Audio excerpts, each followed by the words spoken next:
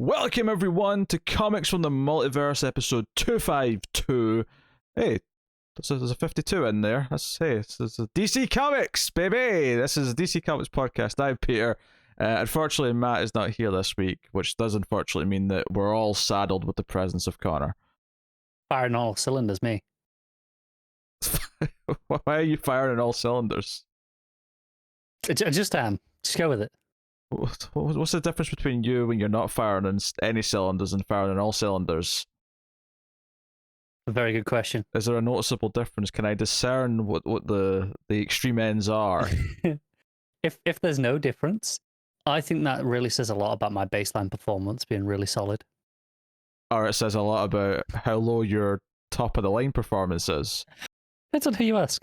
Yeah, because if we're talking about movies, I would say, a 10 is like Aliens, and then a 1 is Last Jedi, maybe. And, you've got that range in between, and you can sort of see what it is, and you can...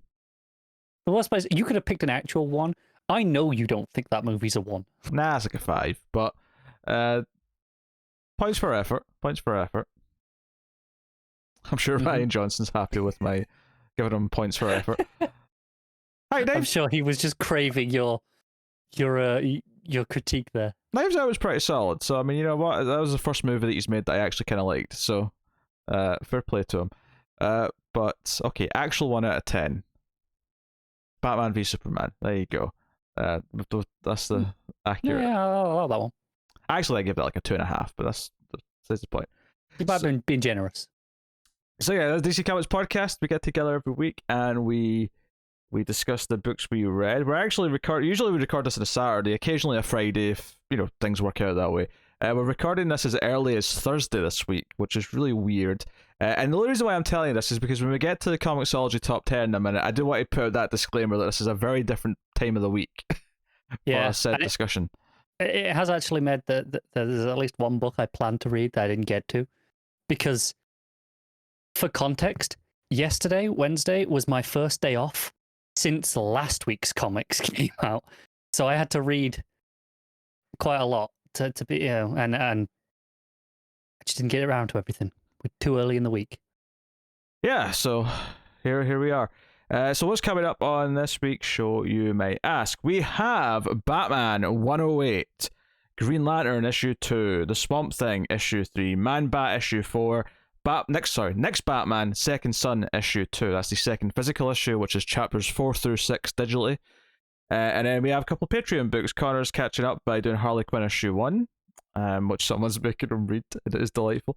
And I am doing Animal Man issue 8. I'm back to Animal Man this week, so that's what's coming up on the show. Not a lot of news. Obviously, it's not been a full week since we recorded the last episode, so keep that in mind. So if something huge drops on Friday, you're thinking, why aren't they talking about this huge DC news from Friday, this weekend? It's because we recorded it before that happened. Schedules being what they are. So that's what's coming up on the show. So I'll just get straight to the top 10 then. It's actually going to be a kind of a similar story to the last top 10 in that a current Star Wars trade sale is ruining the numbers here. But I love it. We can extrapolate from that just looking at the new single issues and where they stand. Which Star Wars trade is at the top? Well, I think the first couple are these first couple trades. I think they are the Thorne trilogy. Yep. Yeah, that's a very cheap trade, but it's there. It's 79p. It's an adaptation of the original Thorne trilogy books. Pretty solid way of enjoying that story. I assume that's $1 then. Yeah. The US basically because Marvel have all the rights to the Dark Horse printings of stuff still. So even though they're reprinting most of it in their own Epic Collection format, these are all the Dark Horse omnibus formats that they're putting out, and anything that was Volume 1 is $1, and I think everything else was $2. Okay. Absolute steal for some of them. It explains why it's infecting so much of the rankings. It was worse last week. But so looking at the actual things, it is worth mentioning though that despite that, number 1 is still a new single issue, and it is a DC Comics single issue from this week. So probably wouldn't take. It's probably Batman. Let's be honest. It is Batman. Yes, Batman 108. As much as I'd like it to be Swamp Thing, it's Batman. But Batman does well. It's 108. Or sorry, it is number 108, and it is at number one. So next single issue on the list, so number 2 effectively here, is actually something that also make you happy. It is Die issue 16. So the first issue of the final arc. Well, that's a shame. I mean, you said it was always planned to be 20 issues because it's a 20-sided die. I kind of hate that. I'm not gonna lie. Oh, come on, you love it. Marauders Look issue. at those rules. Marauders issue 20 is number 3 out of the single issues. And then we go to number 4, which is Amazing Spider-Man 65. And then number 5 would be Hellions issue 11. Number 6 would then be Immortal Hulk issue 46. Again, I'm skipping all the Star Wars trades that are here because there's a sale. Yeah. So that's number 6. And then number 7. Oh god, I need to go to page 2 for this. Too many Star Wars trades. Too many Star Wars Invincible trades. And then number 7. Holy crap! This is almost a full page of Star Wars. The second. I'm telling you, it's a stupidly good sale. I suspect it's over now. Which is a shame. Number 7.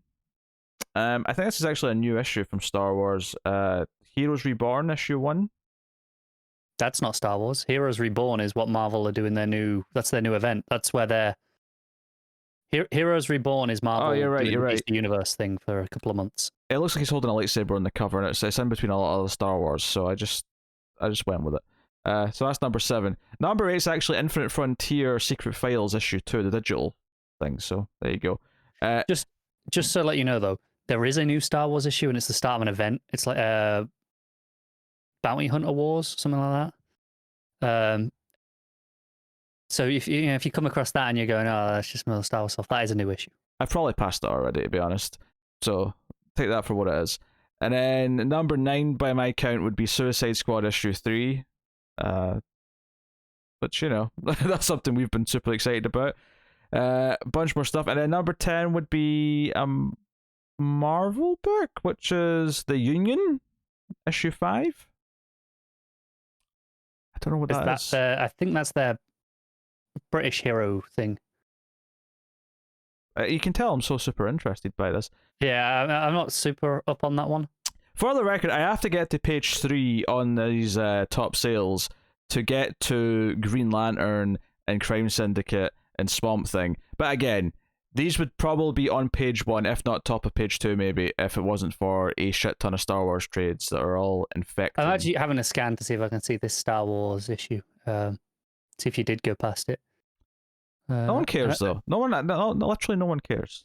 They might. The integrity of your list.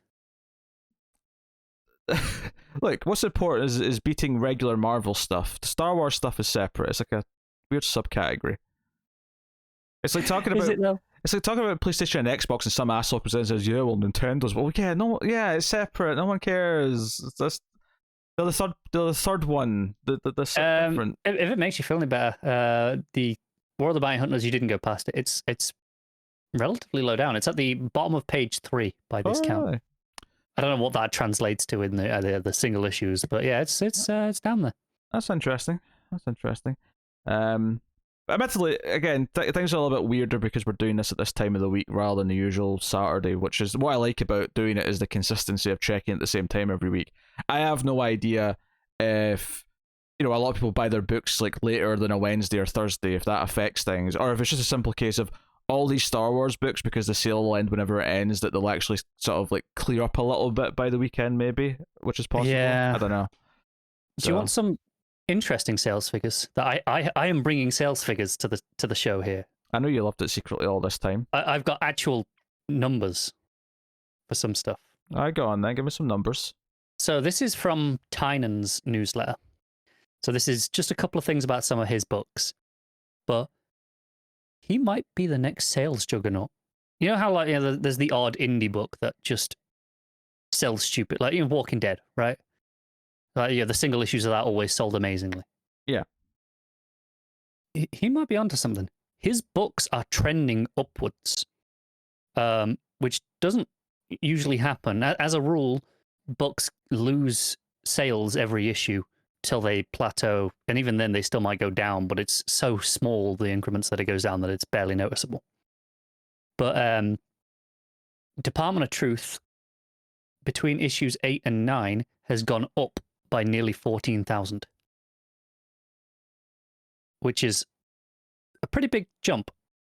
But what's more interesting is something is killing the children.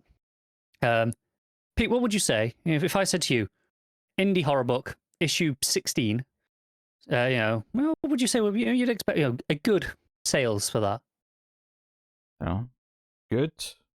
I'd say 20,000 would be good for that. Yeah. A good issue of Batman. What would you say that is? Oh, a good issue. I mean, that's over 100. That's like 110, 120? I would say a comfortable issue of Batman's at around 100. It dipped below that towards the end of the Tom King era, but that was just kind of a gradual decline over the years. And the anniversary big issues, they're about, 140, 150? I would say closer to 200 once you factor in the variants and shit. Okay. Okay, fair enough. But it's still like that's the range of like what would. If you're saying to me what's a good issue of Batman right now, and I don't know because we've not had proper sales figures in like a year or whatever it's been, I would say a good issue of Batman right now is probably 140. Okay. 155. My guess wasn't bad. Yeah, your guess was. Yeah, I mean, but if when I asked you for issue 16 of this indie horror book, you said 20,000. Okay, my guess is probably more off with that, but my Batman one was pretty spot on. Your Batman book was solid, but this isn't Batman. That's the point. This is just his other book that he's doing. Oh wait, no, this 150,000 is the horror book. Yeah, this is something that's killing the children. Is on 155. That's a graphic novel, though, is it not? No, this is issue 16. What was the other one you mentioned? Department of Truth. That's one of his other series that's going at the minute. I thought that's what we were talking about. No, that one's gone up by like 14,000 between issues 8 and 9. Okay. So this is weird. Like this is astronomically high. I can't imagine those old charts coming out and us seeing that even like approaching 100,000. Never mind. Yeah, like 155,000 on issue 16 of a indie horror comic is basically unfathomable. Yeah, I don't know what to say to that. I do wonder though, like how many different sales avenues is he keeping track of here when the charts that we used to get were just purely from Diamond. These are just those. These are just the direct market sales. Yeah, but direct market isn't just like there's multiple avenues at this point for this to be going through. I don't think it's counting any digital sales. That's not what I'm saying though. I'm saying that we only ever just purely got Diamonds figures. We now have multiple distributors. We now have a lot of other things going on here. I'm just wondering if there's sales that were always not being accounted for before that we just didn't see because we only got Diamonds numbers that are factored into this, and that's why they seem so astronomically high compared to normal. I will say it's fair that it is factoring in. I assume, again, I don't know for certain, but I assume it's factoring in international distribution, which Diamond numbers never did. They were only the US numbers. Yeah.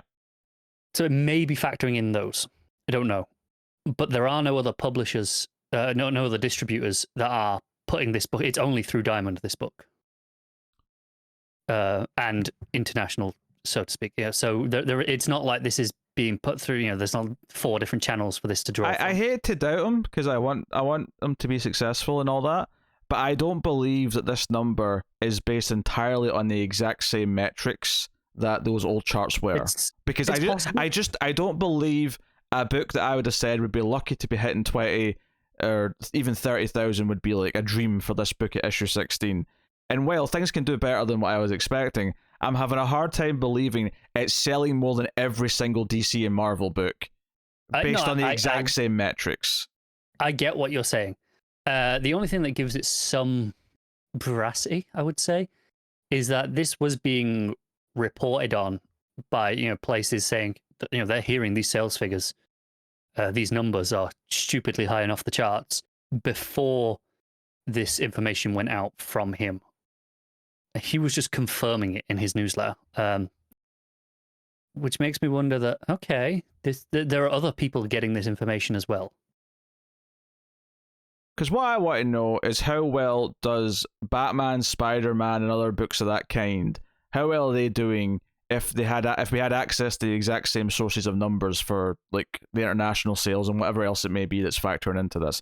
Like, how much bigger is that compared to what we typically saw on a monthly sales chart when we were actually getting them? I'm skeptical. I'm skeptical. The only thing I will give it benefit of the doubt is the first issue went to 8 printings. 8. And even those issues were selling out and going on eBay for anything between $30 and $50. What's so weird is, other than like the usual smattering of, a cult following on Twitter, I'm not hearing people talk about it. Like, I've seen people recommend it and stuff, but no more than any other mildly successful image book or something like that. I'm seeing, for context, the first issue of Walking Dead that kind of broke the 100,000 barrier was issue 100. So, it is up there in the big leagues, assuming these numbers are legit. And, I'm inclined to believe them right now, but they are crazy high. I think there's more to this. There's more to this than a one-to-one comparison with the numbers we used to get. And that's not to diminish this, because it's obviously still very successful. I'm not trying to downplay the success of anything that's happening here. Although it's now occurring to me, we've been sitting talking about an indie book for the last 10 minutes. This is not DC. It's not, but it was Tynion and it was sales figures, and I thought that was super interesting that it was that high. Aye, off topic. Do you want something DC related from his newsletter? Go on, give me something DC related. He was talking a little bit about Nice House on the Lake, because I believe issue 1 final cut-off is in the next week or 2. And he was basically outright confirming that he has plans for seasons 2 and 3 nailed down already, and he has ideas for season 4, but it is entirely sales dependent on whether or not they will get greenlit by DC. He's been very frank. He's like, no, it's that is why they're calling it season 1. It is entirely down to whether or not it sells well enough to justify a second season.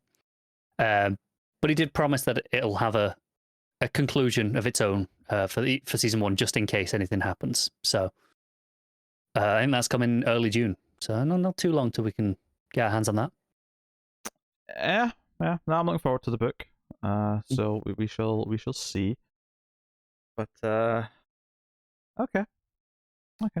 And if Don't Kill It is legitimately just selling this many issues in, and outselling just about every DC and Marvel book, then great. Like, congratulations to him. I'm just skeptical because I don't know exactly how many numbers weren't being included before, because this just feels so astronomically high compared to everything before. That's fair, yeah. That's especially since I'm not hearing, like, I mean, I've heard buzz for it, but I've not heard that much where it's bigger than, I don't know, anything that was a big success in the last decade. It recently got optioned for like a movie or a TV show, I think, right? It did. But tons of stuff does. No, it does. I wonder if that's driven some interest towards it. I don't know. I don't know what could have what's an example? I mean, for Saga was way more talked about, and that never did these sorts of numbers. No, it didn't. It's just, I'm skeptical about the comparison 1-to-1. Now, that doesn't necessarily mean that it's not technically, like, I believe that it's probably sold 150,000 copies, but I wonder if we have the same sources for all the numbers for the other books that we used to get numbers for. Are they selling more than that? Is Batman doing 250,000 a month? Or is this legitimately 1-to-1? This is selling above most of the main DC and Marvel books now. That would be amazing if it is. That would be fascinating if it is, because nothing has done that as long as we had numbers. I don't remember everything outselling the DC and Marvel books that way. Yes, you get an issue of Walking Dead popping it at the top 10 every month, but that was kind of it. Yeah, and even the odd issue of Walking Dead where like it could have been like the final issue. They didn't give retailers enough warning that it was the final issue. Issue 100 did very well because it was 100, so people knew that it was to be treated specially. But yeah, everything else, was just kind of like random, and all of a sudden certain issues became collector's items because, oh, this is the issue where so and so died, or this is the issue when so and so first appeared, or the usual stuff. So All right, let's get into the books because Resident Evil 8's out after this podcast is finished recording. And, Was that tonight? Is it? I thought it was tomorrow night. And as much as I would like to sit and talk about comics for the usual 3 hours or so, I mean, if this is a brisker episode, I'm not going to complain about it. So, Batman issue 108, James Tynion IV and Jorge Jiminez on the art. This is remember last issue, Batman took the disguise of Match, a slightly more hip version of his Matches Malone, to infiltrate the group in Gotham, the Unsane Society. Is it Society? I think so. Yeah, I'm just trying to remember if that's the right term for the using the name, but yeah, and very quickly it becomes apparent that this new character, Mighty Molly, if I'm remembering her name right. Collective. Insanity Collective. Insanity Collective, there you go. I knew it was just another word for group, but... Yeah. So, anyway, we have some of the things bubbling over. We have Nakano talking about masks, Barbara's reaction to this, Saint making his moves. That's kind of the B plot of the issue. But the main plot of the issue is Bruce undercover, but very quickly these characters, or at least Mighty Molly, is like... Miracle Molly. Miracle Molly. Is there a Mighty Molly? Am I making that up, or is it just because it sounds good? I think you're just making it up. Miracle Molly, I mean, we find out later on, she kind of just knew pretty quickly this is Batman. Like, the voice isn't that much of a disguise. He's too comfortable. When she takes him on a drone flight through the sky, he's far too relaxed about being that high up and stuff. He's like, this is clearly Batman. But, we get the subtle thing where he puts on the black scarf or whatever it is, and it's very Zorro-esque, and they kind of point that out. But ultimately, this is about her showing him what this collective is. What is it doing? What is its function? And he's there because he wants information about who hired them to pull off this one job. And she's kind of like just ask me your questions. I'll be honest about it. I'm not going to lie. I don't care. And it's like, yeah, like we were paid for that job, and we decided that it didn't conflict with any of our ethics. But ultimately, we do have ethics. We do have things we care about. This is about protecting the forgotten. She talks about... I get the impression that she, like, her previous life, like, her mind is, like, wiped of it, because she talks about watching the footage of, like, who she was, like, taking the treatment and, like, not recognizing that person. That she's a completely new person now. That makes sense. I read it more as... not recognizing the way, like, I can't believe I was ever like that sort of thing. But you could be right. I think the reason why I took it as more of a literal thing is because the panel where she talks about it, she's literally like getting jacked into a machine. That is, it looks like it's very Matrixy, got the big sign, say kind of helmet and all that. It looks proper stuff. But well, I mean, I guess we'll get more of a clarification on that as time goes on, I imagine. Oh, I'm sure we will, yeah. Yeah, because the exact line is, I watched the footage once of the moments before I was going to turn. The woman I watched in that video, she looked so sad, scared, and desperate. So, yeah, it could go away. You might be right, yeah. But she's got like a science helmet on, so it looked like to me she was like literally like being altered by this machine in some way. But I do like when she calls him Batman. The shadow behind him making the bat ears trick. It's just one of those things. That was a nice touch. It's not actually something that makes sense in the context of the scene, but I always forgive it because it's always just a artistic license. Cool. It's an artistic license choice. So sometimes when things look cool, you kind of let things slide. Yeah. So basically, whoever did this wanted the city to be afraid, and Batman's looking for a name, and he gets it just as we get to the last page, which is Simon Saint. And meanwhile, throughout the issue, Simon Saint is recruiting the guard from Arkham to be Magistrate number 1. That's kind of, we're getting to some of that meat of that stuff that's been teased in Future State. And kind of, why this guy agrees to this, why this Mahoney agrees to this is like, well, he did get an arm and a leg literally blown off. He's probably fairly desperate, and the idea that he's being offered these ultra-futuristic cybernetic limbs and a chance to feel important, a chance to feel powerful. And to kind of, we know his dream was to be a cop, but he ended up just a guard at Arkham. Mhm. And this will be kind of, oh no, he'll be the first, Peacekeeper 1. He'll be the top cop. And he also blames Gordon as well, because Gordon was the one in charge when he was rejected, when his application to join the force. And vendetta against his family because of something his dad did. Yeah, his dad was a dirty cop in Gotham. I mean, I think most cops at the time were dirty. Yeah. But yes, Gordon remembered the name and maybe thought twice about it before.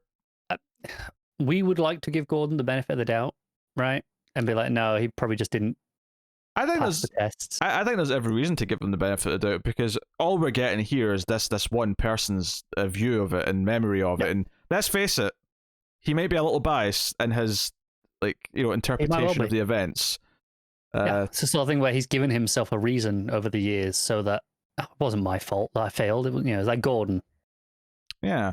So the final page is, as we hear this, is Batman's been given the breadcrumb trail to Simon Saint. We see the process of turning Mahoney into this, Magistrate 1, Peacekeeper 1. Peacekeeper 1, yeah. So really solid plot progression issue. It's not as flashy as some of the other ones. Obviously, some very nice art. I think anything where Batman and Miracle Molly are in the skyline and it's just the lights of the city are making a backdrop. It's almost magical looking the way it feels. It's pretty gorgeous. The colors are obviously very strong. A lot of purples, a lot of blues, greens, all that stuff. Really solid stuff. And Babs kind of notices Scarecrow watching from above on one of the rooftops. She's kind of monitoring the city, and that's one of the earlier beats in the issue. He's being a bit creepy, just in the middle of the day, just on the rooftop. As you do. Yeah, he's very invested in things. Yeah, I mean it's funny. It's one of these ones where it doesn't necessarily feel as I think the last two issues had a lot of big things in them that made them feel a bit more special, or a bit more because they had to be okay, start of not the run, but the start of this post Infinite Frontier phase of this run, this new chapter wants to make a big impression because a lot of people are maybe trying out the book again because it's kind of a soft relaunch, and we've kind of settled back into this is a normal issue. Yeah, but I don't want to say that in a negative way, because I actually think as far as the middle issue of an arc goes, this is actually perfectly solid and does nothing to. No, it's still a good issue. Me. Yeah, it's not going above and beyond like some of the others. I think this is the issue where Miracle Molly and how she interacts with Bruce, what her character is, what her motivations are, where she stands on the line of right and wrong, and all that kind of thing. Those are the important things in this issue, and I think this is a necessary issue in establishing this Insanity Collective, because we've heard about them for a couple of issues now, but this is the one that kind of sets up the idea that they're not just this evil group. There's a bit more of a nuance to it. I was going to say that about Molly herself, in that we know she's a villain, right? We've been told that this is the new villain they're introducing. She doesn't come across particularly villainous in this issue. No. At the very least, this is a very different type of villain to the ones that Batman usually has to fight. Even compared to, we've had a lot of villains over the years that have been I'm going to do better than you at protecting Gotham because it needs to be eradicated first or something like that. This is very different in that she is very level-headed and does have, big notions and talks about, what Gotham's done to everyone, and they're using all the half-finished buildings that Wayne Enterprises were building during the expansion as bases, all that kind of stuff. I think it's coming at a time where she's saying this to Bruce, where Bruce is realizing this himself over the past few months of his life, that that way wasn't necessarily working. Maybe there is more he could have been doing.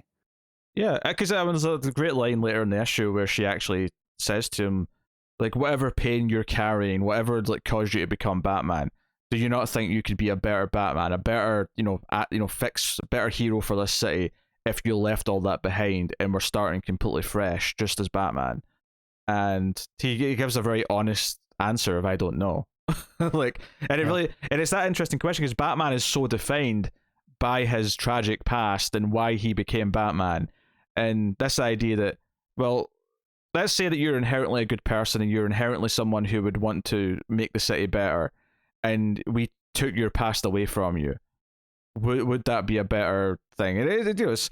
There's definitely been Batman stories in the past that I can't name from the top of my head, but that have done the almost It's a Wonderful Life thing. What if Bruce never became Batman? And let's see how he's maybe helping the city through different ways, or maybe it is worse. Maybe the Waynes just abandoned Gotham because it eventually got to a point where it's just so terrible that they couldn't stay anymore. Most recently, in King's Run, right, the Booster Gold story. Yeah, that's an example of it.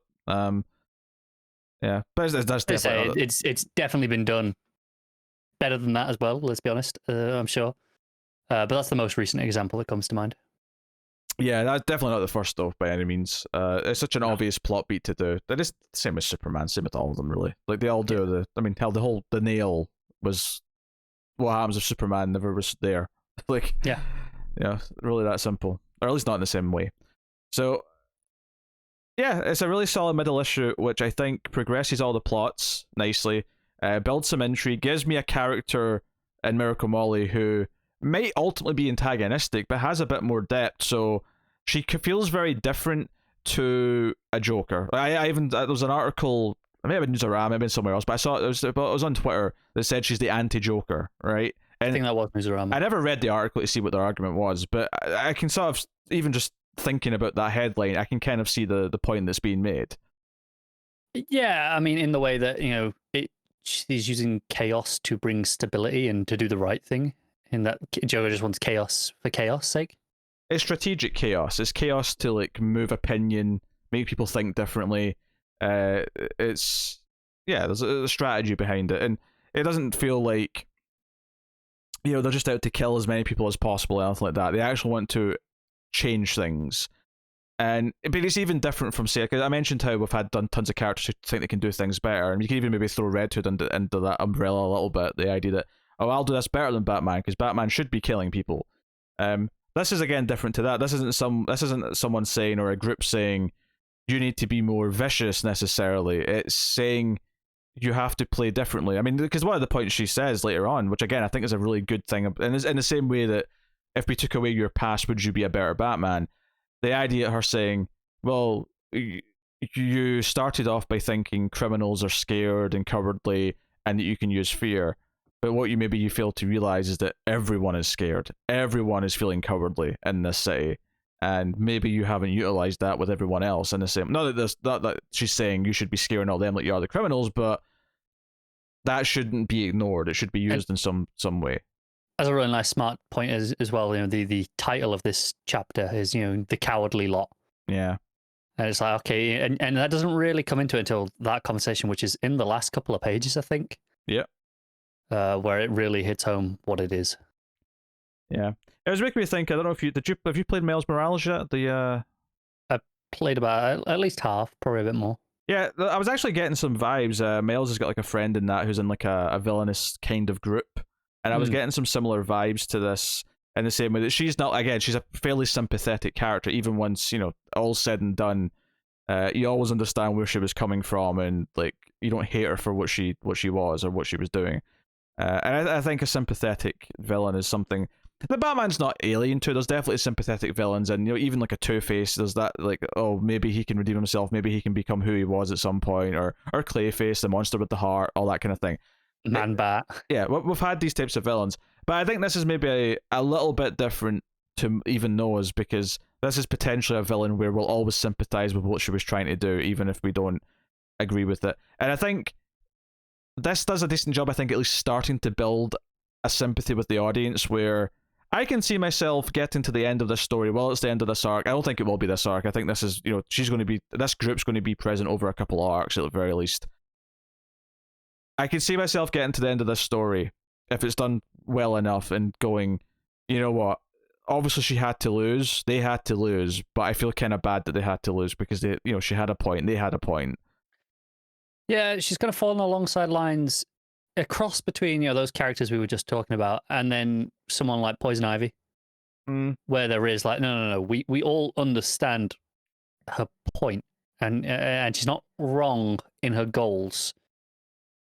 Just the methods are, should we say, questionable. Yeah, I mean, Poison Ivy, I said this on the top 50 when her name came up, but Poison Ivy's a weird one because I feel like our understanding in the real world, our culture of climate change over the last like several decades has probably altered how writers write Poison Ivy, because ultimately a lot of the things she says has actually got a lot more weight behind it than maybe people originally thought. It probably is a large part of the reason why she has shifted away from being a villain to whatever she is now. Yeah.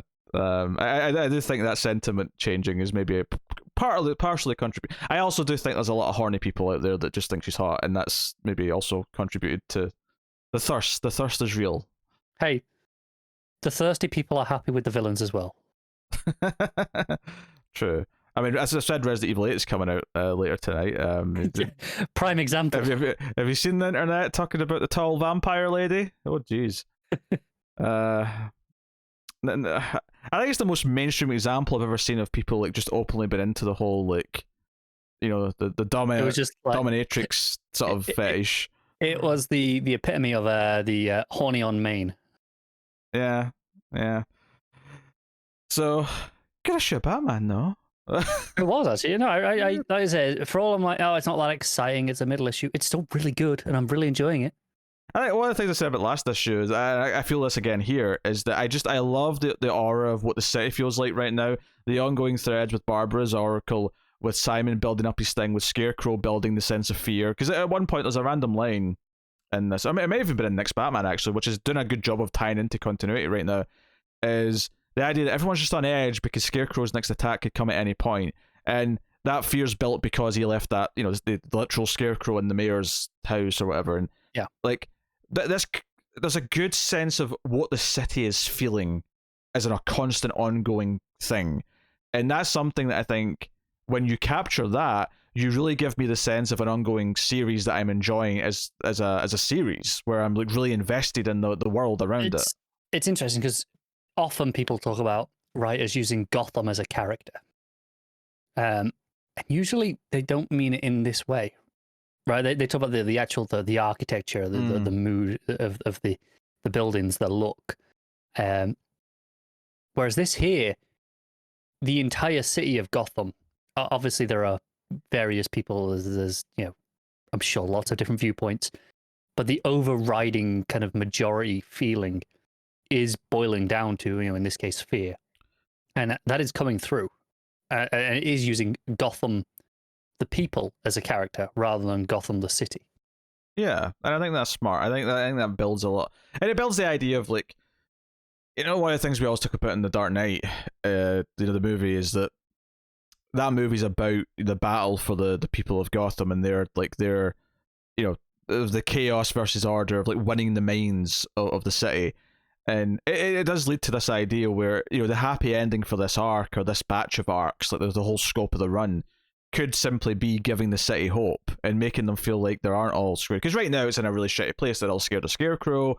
Obviously, I didn't read issue 2 of Joker, but that even the punchline story in the backup and what that was doing, where this like almost argument and like this for and against, was she being manipulated? Is she really a monster? And that's messing. And she's like building a following of people who are kind of getting extremists in their protests and things like that. Like all this sort of stuff is going on, and there's a lot of layers to what's going on in Gotham right now, which has been built very nicely amongst the different, because even obviously detectives adding a lot to it as well, with all the elite of Gotham and them being infected with a murderer and all this stuff. So if at the end of this the run could like find some sort of like hopeful tone or hopeful idea for Gotham, that could be the victory, that ultimately, no matter what else happens, no matter what misery we go through with Batman and what misery some of the characters have to suffer, that could be the win. I think it's possible that this issue is the mission statement for the run, in that it spoke about, Batman, he thought it was a symbol of fear for the criminals, but everyone's afraid right now, and that includes presumably being afraid of Batman as well, on some level, because they're just scared of the idea, the what he stands for, even if they don't think they've done anything wrong. And I wonder if by the end it's kind of restoring that Batman is a symbol of hope, not a symbol of fear. I do wonder, does that lead us then to a natural point in this run, probably towards the end, where Batman does become a bit more open to appearing publicly, whether that means in daytime or just means in a more friendly light, like, because right now obviously Montoya's been told to hunt the masks and all the rest of it, and everyone's kind of on edge. Like, does he actually make an appearance that's a bit more untypical Batman, where he actually maybe says something to a crowd or something, something like that, where he'll, I don't know, do make some sort of act of, like, not heroism, because he does that all the time anyway. Like, and but just not people. Everyone sees it, and the few that do, it's in a small confined place or something. Does he do something where he just, like, actually doesn't have some showmanship and to a crowd, but, like, will he just extend something that shows improvement, where he leaves a little bit of who Batman was before behind? Is that kind of where we're going with this? Where, I don't know what the example would be. That's why I'm not writing the book. That's why Tynion's writing the book. That's his job to worry about. Yeah. But I suspect you're kind of in the right direction. Yes. Yeah. So it could be interesting. And I don't necessarily think he's going to pull the Superman and reveal who he is. Although, funny thing is, because of how they've explored the comparison and what Batman thinks of Superman doing that, like, I'm not against at some point in the future Batman making the choice to end the secret identity. Like, I'm not, but I think it can't be his decision in the way that the Superman, it was Clark's decision, right? Because how many people does that really affect, right? Lois and John was basically gone anyway, right? So kind of the two of them. Yeah, you're telling me I have to get the Bat family in and, like, to have them vote on it. Once everyone knows it's Bruce, it's like, well, it's really easy to work out. Dick and Tim, everyone, right? Because they're all so publicly connected to Bruce. And so I think it's a much bigger decision in that sense, because it affects a lot more of them. I think that's maybe one of the reasons why John was aged up and, like, away for a bit, is because I think it's a much harder choice for Clark to make if his son is in school, and, like, revealing who he is would affect his life. But because he came back and he's already a teenager, well, we've kind of skipped over that, so there's no consequences for him in the same way that it would be. Like, I feel like it'd be like, you know what, I've decided I'm going to do this, but I'm going to wait until John leaves for college and is an adult. Because doing this to him now when he's in, junior high is going to just completely cause chaos in his life. So arguably would have made for a more interesting story, but it could have been a more interesting story. But I get where you're coming from, and maybe you're onto something with that being part of the reason as to why. It could well be. On the flip side, though, I feel like Damien's the one who would care the least about being revealed. He's like, I don't care. I'm Damien. I'm here to the bat. Yeah, Damien won't give a shit, but I think the others would, and I think they might even accept that, no, this is the right thing to do, and might vote yes. We should reveal, go public, so to speak. But I think they would despise Bruce forever if he made that choice without their consent. I wonder if he put him into a corner where he has to do it to, like, save the day, and it's not so much a choice that he makes, because he's being selfish. It's more just, because I can't believe I'm going to do this, but one of the best things about Batman Forever is there's a moment where Two-Face demands that Batman reveal himself, and Bruce stands up and says, "I'm Batman." He doesn't really even hesitate. If it means saving lives, he's going to do it. It's just that no one hears him because the crowd's all screaming. I just recorded an hour-and-a-half podcast with the biggest Batman Forever fan in the world, and he didn't mention Batman Forever once. And here I am for half an hour with you, and you go on about it. It's boiling acid. But yeah, I don't know. Like, I wonder if you put him into a corner where they'll all understand why he had to do it in the moment, even if it's, obviously if it was something where he just made the choice to do it. Yeah, it would be kind of a big F you to everyone else that would affect. Yeah, no, that's fair to say. But I think it's just one of those things where I don't think he's going to do that at the end of this run. I'll make that clear. I'm not suggesting that's actually going to happen, but I feel like the sort of change we're talking about is the sort of thing that could be a stepping stone to one day him saying, "I do actually want to make that choice." I just think, just where you're on that, so I think it's so interesting how optimistic we're being. In that, so far, everything is going down the path of future state coming true, right? And we're just kind of here going, well, it can't. We everything we're suggesting is like, no, the story has to be avoiding future state, and it probably does. But it is fascinating to me that we didn't even have that conscious conversation. There was no decision. We've just both come to this, no, this is the story. Because it's not interesting if it just becomes exactly like Future State was, and Future State, if that wasn't just a warning of where it could go, then it's like, so we just spend, 5 arcs getting to Future State, and then oh, future state's here, now we have to get our way out of it and somehow back to like a recognizable continuity for everything to carry on. No, it's not going to be that. That'd be annoying and stupid. It would be. So yeah, like somehow at some point there is going to be, and that'll be interesting. Is okay, what are the key moments or decisions that change the course of where this is going? Like, what's the key decision that either Bruce or someone else makes that stops future state Batman from happening? I think that's what's interesting as well is the ripple effects of. There's a lot of different future state books that were all technically, as far as we know, in the same continuity, and like the various books are building to their own stuff in different ways. We know the Superman family were having John take over as Superman. Clark's off to do Warworld stuff. Yeah. There's a lot of things that, again, like this, are building towards that status quo. And it's, how far down this line do we go before we have to break away and kind of do something different? Well, the fact is, some of them were set much further in the future than the others were. It depended on what the books were. And like some of the Superman stuff feels like it could be fairly soon enough, where maybe Warworld stuff, that could kind of just become like, I mean, I'm sure there's some small details that say otherwise, but the main bulk of it, like, there's no reason why that can't just be a story that's ongoing in present day Superman in a couple of arcs time. But there's other stories where, okay, John Superman's fine, but Yara Flor's Wonder Woman. So those things have to line up, and how far in the future is she Wonder Woman? Like things like that, where, and then there's other ones where it was like ages away in the future, where it's like, well, we can't get to there naturally without a time jump. It just doesn't. Yeah. Those ones are different. So, yeah, I don't know. I haven't spent too much time thinking about it because I'm just trusting them here. I'm not either, and I only brought it up because we were talking about it just again because we're assuming it's not going to hit that point. And we were just talking about it like, oh, this is what will probably happen. This is what we think might happen.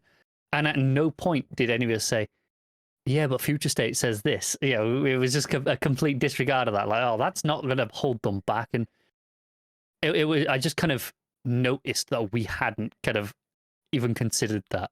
Because I'll put it this way: if we end up to exactly what the Batman side of things were in Future State and Batman, and to an extent Detective Comics, if we just get to exactly what Future State was, then Future State itself was kind of pointless, because why set up all these threads and details if we're not going to change it, if we're not going to show where things can go, and then introduce Peacemaker 1 or Peacekeeper 1 and do these things like throughout. If you're not going to show how we change things, if we're just going to have it play out and just go exactly to the B, if we're on point A just there, if we're just going to get to point B, exactly the point B we're expecting to get to, then you've not done anything with the story. You've just got there. And it's not. I agree. Yeah. There's no change, and you change. The key thing about a story is you have point A to point B, and there's a change. There's an arc, and that is the fundamental 101. That is the key thing you need in a story. Yeah. That's it. That's the key thing. And obviously there's other stories on the way there and stuff, but if it just gets to what Future State was with no change, with no variation, with no idea that it's, first of all, like if it was, let's say Batman was going to get there exactly, then what is every other book that had a Future State example going to get to those exact futures at the same time, or at varying points? That would be really dull. It'd be a really stupid choice. It would be weird. Yeah. Again, I trust them not to do something silly like that. Yeah, me too. So, yeah, main story's solid. It is. Batman 108. What are you giving the main story? I'm giving it a 7.5. Not quite as flashy as previous issues, but really solid. Nuts and bolts, middle of the story stuff. I'm happy to give it the 8. I think it's a great middle issue, and that comes with whatever caveats you want to give it. But the art's fantastic. All the stuff with them up in the top of the skyscrapers that are unfinished with the city lights behind us. That full page spread of when they're first on the drone, just flying over the city, looks gorgeous. A lot of that stuff, and I think Simon Saint being this little sniveling prick who is like tricking. He's like, oh, we're not going to make you spend a penny for your cybernetic things. It's just that if this magistrate program goes through, you'll be Peacekeeper number 1, and you'll do your. And we kind of know from Future State that he's going to be fairly into it, so it's not like he's. But I do wonder if there's going to be an element of this where it's going to be a little bit more tragic, where we're going to feel like he's actually been kind of coerced. There's an obligation into it rather than he wants to. And he's a prick in the future, but like, what steps along the way make him that prick? Yeah, I think he's so- a bit of a prick already. Let's be honest. What, Mahoney? A little bit. Oh, but he still saved people. Again, there's a sympathy there because he actually did do the heroic thing before. He did. He's. I'm not saying he's a bad person, but like I say, things like him being so jaded and bitter about Gordon that may or may not even be true. And he's been holding on to that for years. Tells me, okay, no, he's probably at least a bit of a prick, and Gordon probably didn't accept him for a reason. Yeah, yeah. I think bitter is a fair word. He's a bitter man. So then the Ghostmaker back-up with him on the island fighting the robot tigers, trying to get to this Madame Gold or whatever her name is. It was something like that. Madame Midas, that's what it was. Madame Midas. That was close. Gold Midas, yeah, acceptable link. So basically, and this seems to be the setup for what the formula for these backups is going to be, is because she has all these villains that have faced them before. And one which appears to be a little girl tells the story of the last time she encountered him. I've got a feeling the next 4 or 5 of these are going to be the other villains telling their story, and that's how they're going to format this. Which, I mean, it's fine because it fits neatly into a 10-page thing. A little bit of setup and then the story itself. It's fine. They're just not super engrossing. No, I appreciate trying to do more. I think the problem with this is instead of giving us a story, at least so far, which makes me like Ghostmaker by giving me something to sympathize with or empathize with, it's more about trying to sell me on how cool he is because he's got all these fighting skills, and look at how cool the fight is, where he cuts off her face and then like her head melts back together. Yeah. It's one of the things. I think me and Matt said this with the first part of this backup, but it is very much a wrestling thing of trying to oversell someone by saying, look at how great they are because we're going to like make them destroy 50 other people. But the problem is we know it's written, it's a script, so you're just making him overpowered to try and get him over to make us think he's cool and badass. But if you try too hard without giving him any weight, it comes across as try hard, and it comes across as a bit fabricated, and it just doesn't feel like it's hitting. So, not that I hate Ghostmaker, it's just it does feel like it's trying a bit hard to make me think he's cool. Yeah, and we didn't particularly love him in the first place. Yeah, I mean, my dislike of him to begin with was more about the retconning into Batman's backstory. Yeah, it never gave us anything about him personally that we enjoyed. No. He's just a little bit lame. He's not amazingly lame. I'm not like, oh, Ghostmaker's been mentioned. Like I'm not at that stage by any means, but he's a little bit lame. Yeah, he's a little bit I'm lame. with you.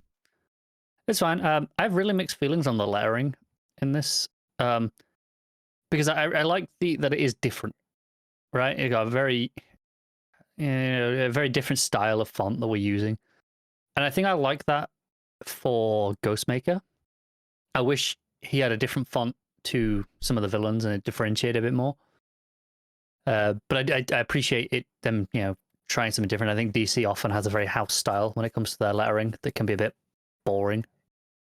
I will say though, I really don't like reading his little ghost speech, the blue on the white, and it's like the broken up blue.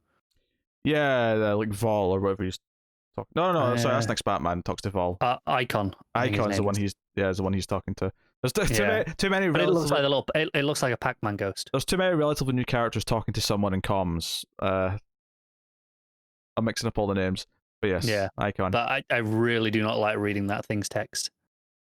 No, I agree. Sometimes when I get robotic text like that, because I love the Ninja Turtles, and I love I'm not up to date, but I've read the first 50+ issues of the IDW Ninja Turtle series, and there's a character called Fugitoid in that, and he got like a special one-shot kind of thing, and his dialogue is all in this robotic, very square style text boxes, and I looked at one page of that and went, you know what? I don't need to read this annual equivalent issue. I'm good. It turned me off immediately. So I can't really dispute that. I mean, it doesn't bother me as much when it's only a few boxes because it's not someone that talks that often. But yeah, I get the complaint. Yeah, like I say, it's not breaking the issue for me because it's not enough, but it's just not pleasant to read. Nah, that's fair. Yeah. Extreme cursive as well can piss off and die. That's why I couldn't read a what was that Batman book? Creature of the Night.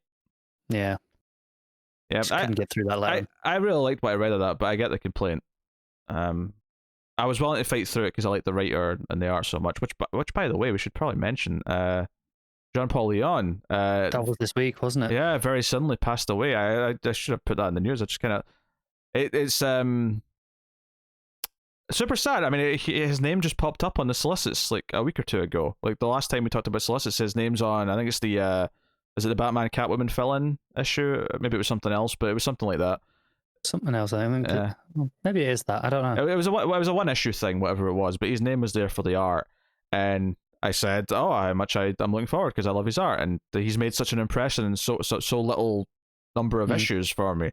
And just all of a sudden, there was just news this week that he passed away, and he had like a 17-year battle with cancer that finally. Yeah, he was only 49. It was cancer, and we knew he'd had, particularly troublesome bouts with it in the past. I remember talking, Creature of the Night in particular. I think the last issue or two of that was delayed by heavily, like a year, due to him struggling, with cancer at that time.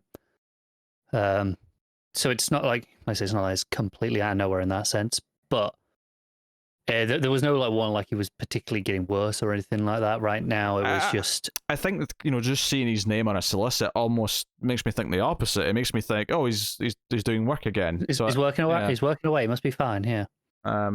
So. And that seems to be the general reaction from everyone, even people who knew him. I don't think realize this is going to come out of nowhere for them as well. Yeah. So I mean, obviously, yes, he had cancer, but he'd been fighting it for so long. And the people who are close to him presumably know what he's like when he's having a worser time with it, or when he's having a more comfortable time where he's fit and he's doing things and whatever. But it just goes to show that these things can just and obviously cancer itself didn't come out of nowhere, but just the final bout, the final thing that kind of put an end to his life just sprung up out of nowhere. So that was really sad to read this week. I thought I did a double take. Like I was like, did I read that name right? Like, was that the name that I thought I just read? Yeah. Yeah, no, it sucked. It was at least nice to see everyone on comics Twitter kind of just sharing stories and art. Mm-hmm. Yeah. Those are always nice to read and see. No, it's very good. I'm just going to note down a timestamp here so I can timestamp this separately so people can find it. So, because it's buried in the Batman backup of all places. Yeah, weird place to talk about it. But no, it was very sad. I just saw like a random tweet about it on, just someone said something about him. It didn't even say that he died or anything. Like in the tweet, I saw it. I was like, oh no, what's happened? Quickly search his name and just see, all of the tweets and be like, oh god. Yeah, no, that's a shame. So, I don't really want to say anything more about this backup now. It feels like this put it into this conversation. I had much more to say about it anyway, to be honest. Were you rating this? 6. It's fine. Yeah, I'd agree with 6. It's perfectly fine. It's just it's not like a poorly told comic or anything like that. And the art, the action's all right. Like it's got some motion to it, but very very manga-esque. Yeah, but that's setting my world on fire by any means. So there you go. We will move on then. Green Lantern issue 2. Geoffrey Thorne writing with Dexter and Marco Santucci on the art. Now you weren't here for issue 1 of this. Have you read issue 1 and therefore issue 2? Yes and no. I read issue 1 earlier today because I was like, okay, I really need to read this, and I was like, I'm not really enjoying this by the end.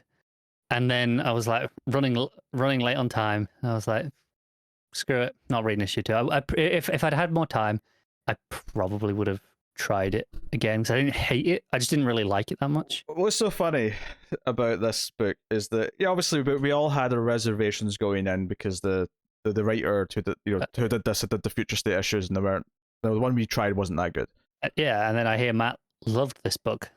He loved issue 1. He was over the moon. I thought there was some rough edges to issue 1, but I did like a lot of what it was doing and what it was setting up, and some of the questions it was raging about raising about breaking the heart free and bringing magic back and stuff like that, and how that ties into Alan Scott's side of things, and and there's the big ending of the assassination of a Guardian and all that. This issue 2. So issue 1 was a longer issue. It didn't have a backup. It was just, but it got that size of pages, that page count, to say it properly. This issue was normal sized, which I think benefited a little bit because the pacing didn't feel as drawn out. Not that there wasn't a lot happening in that first issue, because there was, but this is 2 issues in now, and both issues are like full of like really big things. Like this also has a big ending where it introduces a lot of stuff, and there's a lot of like setting the table of what Green Lantern's going to be for the next while, what the status quo is.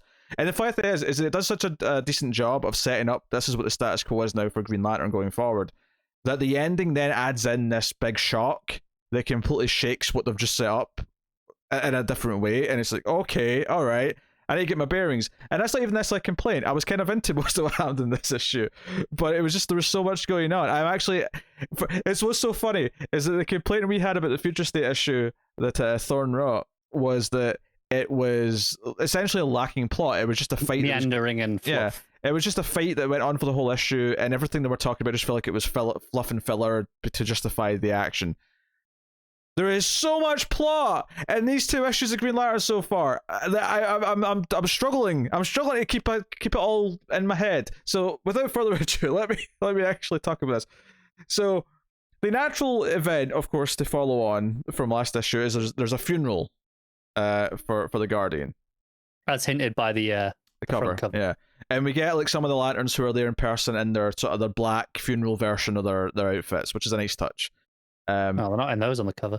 No, but some of the others are there too, but they're not in the black suits because they're being projected because they're elsewhere, right? So they're just like a Green Lantern projection, calling in from afar, and we see that the culprits from the terrorist attack are in cells, and they're the women in particular screaming about her magical return. So it's okay, I'm already kind of into this. I'm kind of excited about where they're going with these ideas. They talk about how like an accomplice to these was like a giant dragon creature that they had to fight right after the assassination. So we get some glimpses of that, and they kind of establish these things and how because it's a magically based creature, this dragon thing, they can't just like the ring energy doesn't do anything to it. It just kind of bounces off. So they have to like sort of use their ring energy to like pick up rocks, and that does damage to it. So it's not a big workaround, but it's setting up that maybe there's going to be some obstacles where the rings just don't, handle the magic necessarily well. So we get this big funeral sequence, and the Guardian, who's left here, there's more Guardians, but out of the 2 who were together last issue, she basically makes this announcement that they're completely restructuring the Corps because they have made it into the United Planets. So again, I like the continuity and the shared universe element of, that's actually affecting things, and wOAH getting to become a part of that is affecting things. Basically, one of the worries of the other planets and the Federation here and the United Planets is that wOAH is really powerful. It has like a fleet. It has this the Green Lantern Corps are like thousands of superpowered soldiers that police the galaxy. There's a concern that they have too much power, so they basically say that I think it's 1,200 lanterns are being taken off their sectors, and those sectors are being given to the United Planets like guard, like the Thanagarians or whoever it is that's running that, and they're being taken off that duty, and a bunch of lanterns get reassigned, and it goes down kind of like a lead balloon where they all get, there's like a page where there's all these different the lantern captions of saying Lantern Cruise, you're going to Oshiha, which is a Crux world, and we learn about there's so much mythology in this issue. We learn about the Crux worlds and talking about how Earth's one of those, and the Guardian even brings up like why do you think that Earth has had 7 human lanterns in the span of one lifetime? No other planet has had 7 lanterns from the same planet in the span of like a single lifetime. Like Earth is kind of special. It's kind of the crux. It's the heroic crux world or something that effect. I'll get to the page itself and be more specific in a minute. But they're all pissed. They're all pissed that they're being assigned elsewhere, that some of the human lanterns are being shoved out to these planets that are far from home.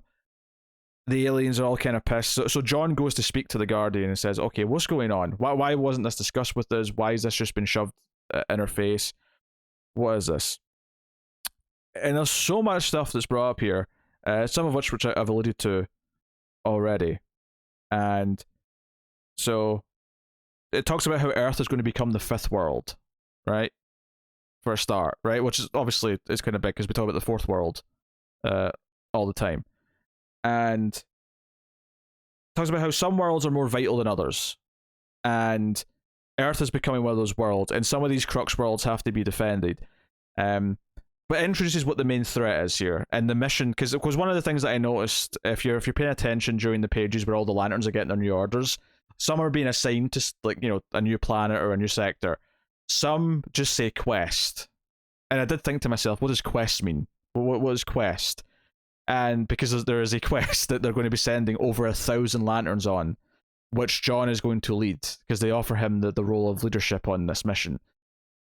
So at the edge of the known galaxies, there is a dark realm, and something is infecting it. Something is going on. I'm going to try and get the right dialogue here.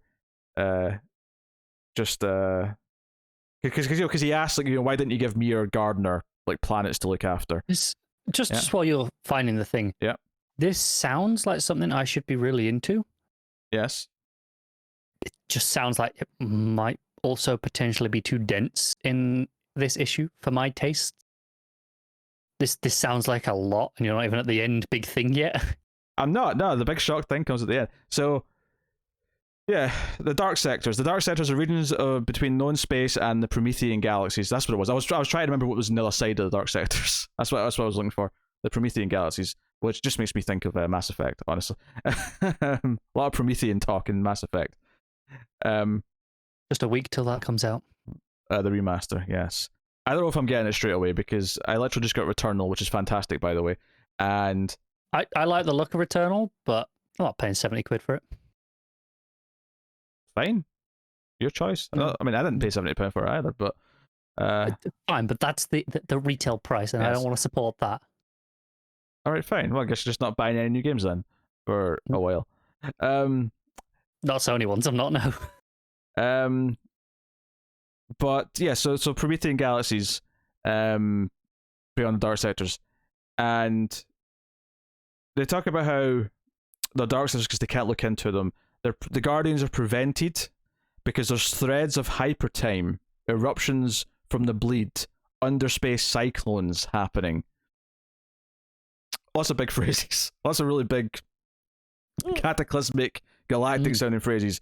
These barriers are recent. They are clearly artificial. We wish for you to investigate. That's the mission that he's given here. There's like a purpose. And, you know, he basically says something, even 100 lanterns wouldn't be able to deal with this. Like, it was like, oh, you're not going to be alone. You're taking over 1,000 lanterns on a vessel. So they're actually going to have a ship. They're not just going to all be flying together because it's such a big long journey and because there are going to be so many of them. They make a ship, which does look like a Green Lantern construct. And it may actually just very well be like a shared Green Lantern construct that they all do together. But I do wonder if there is actually a core ship under there as well to actually like house them. It wouldn't surprise me. But yeah, so it's funny because he feels all kind of prominent here. And one of the things that also gets brought up as well is what some of the other Crux worlds were. Because there's not as many as there used to be. There were supposed to be 7. But this is the line here. 2 were lost. We failed to prevent the destruction of Krypton. So that's cool. Tying in Krypton to this. And then just throws that the Guardian just throws this out there. And of course, there is your failure. You remember Xanshi, of course. And I'm like, damn!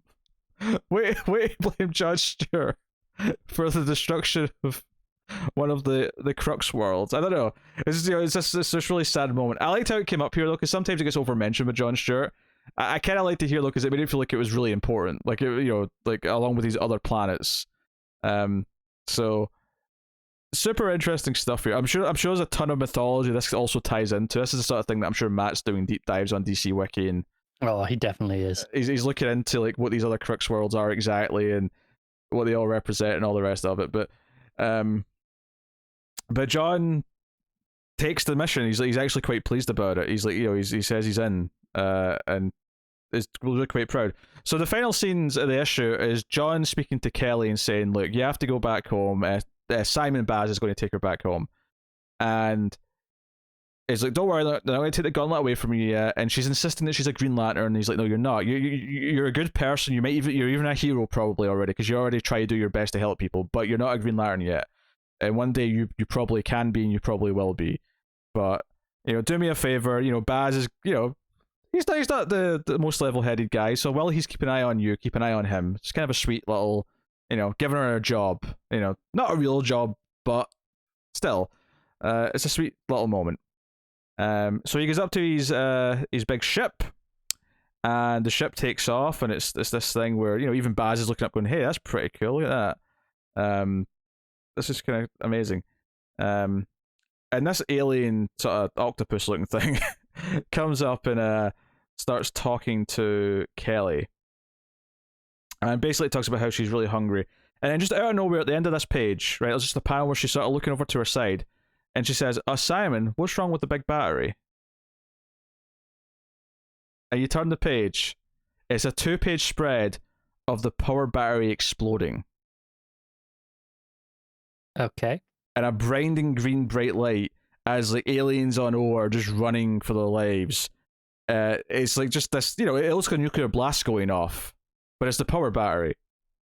And we see kind of like reactions around the world, like people like watching this. Like it looks like Mongol's quite pleased when he's watching it on a thing. I bet he is. We see like Kyle react to it where he is out in the Vega system. We see a few other reactions. And then presumably this guy in the orange cloak is like the main villain behind this magic group. He says, "Yes, wOAH, die quickly. This is mercy, though you don't know it." And the last couple of pages is it's like almost like a POV shot. We see like a green beam of light coming towards wOAH, and we go to like a POV where we see like the hands out in front, so you don't really know who it is that's coming. And when we see this the cities on wOAH, it looks like Terminator 2. It looks like there's craters and the buildings look desolate. Like lots of people died here. In fact, the implication here is that everyone who was on the planet, barring one, died. From the sounds of the readings. Actually, no, that's not entirely true. Every Green Lantern on wOAH, barring one, died. Okay. So there could be survivors that are not Green Lanterns. They just were on wOAH. Maybe that's an important distinction. But, because whoever this is, like the ring's searching and says there are 0 Green Lanterns in range. Which maybe that isn't the whole planet, admittedly. Maybe I'm reading too much into that. But I would assume that's the whole planet. But, and you can already kind of see where the swerve's coming here, because technically Kelly's not a Green Lantern, so that's why it's not registering her as a Green Lantern.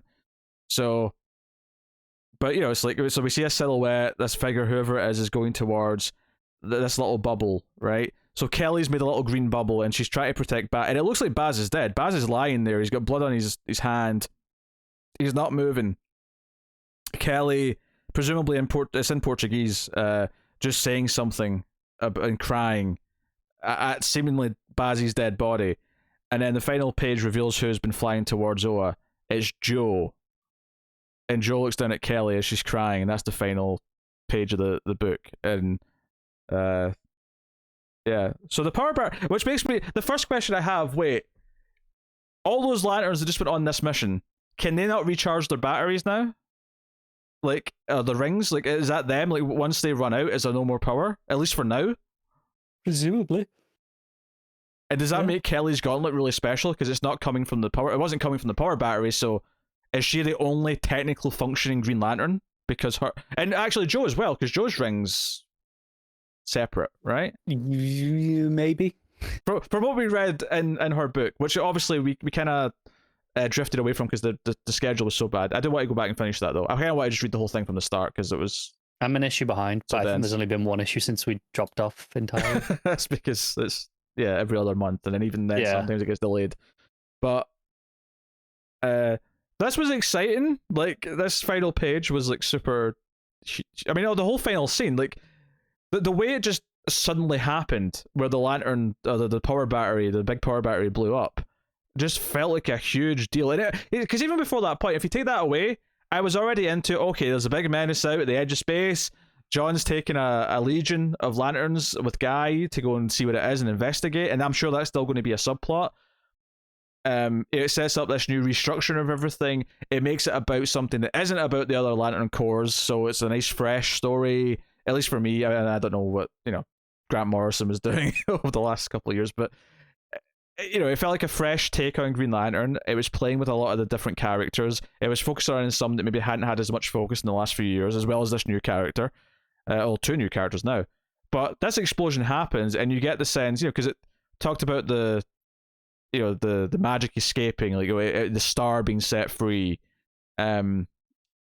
Presumably that's what this explosion of the power battery is. Is that what's contained within it is being set free. So this could go down the toilet. This could go a number of ways that would be really weird and unsatisfying.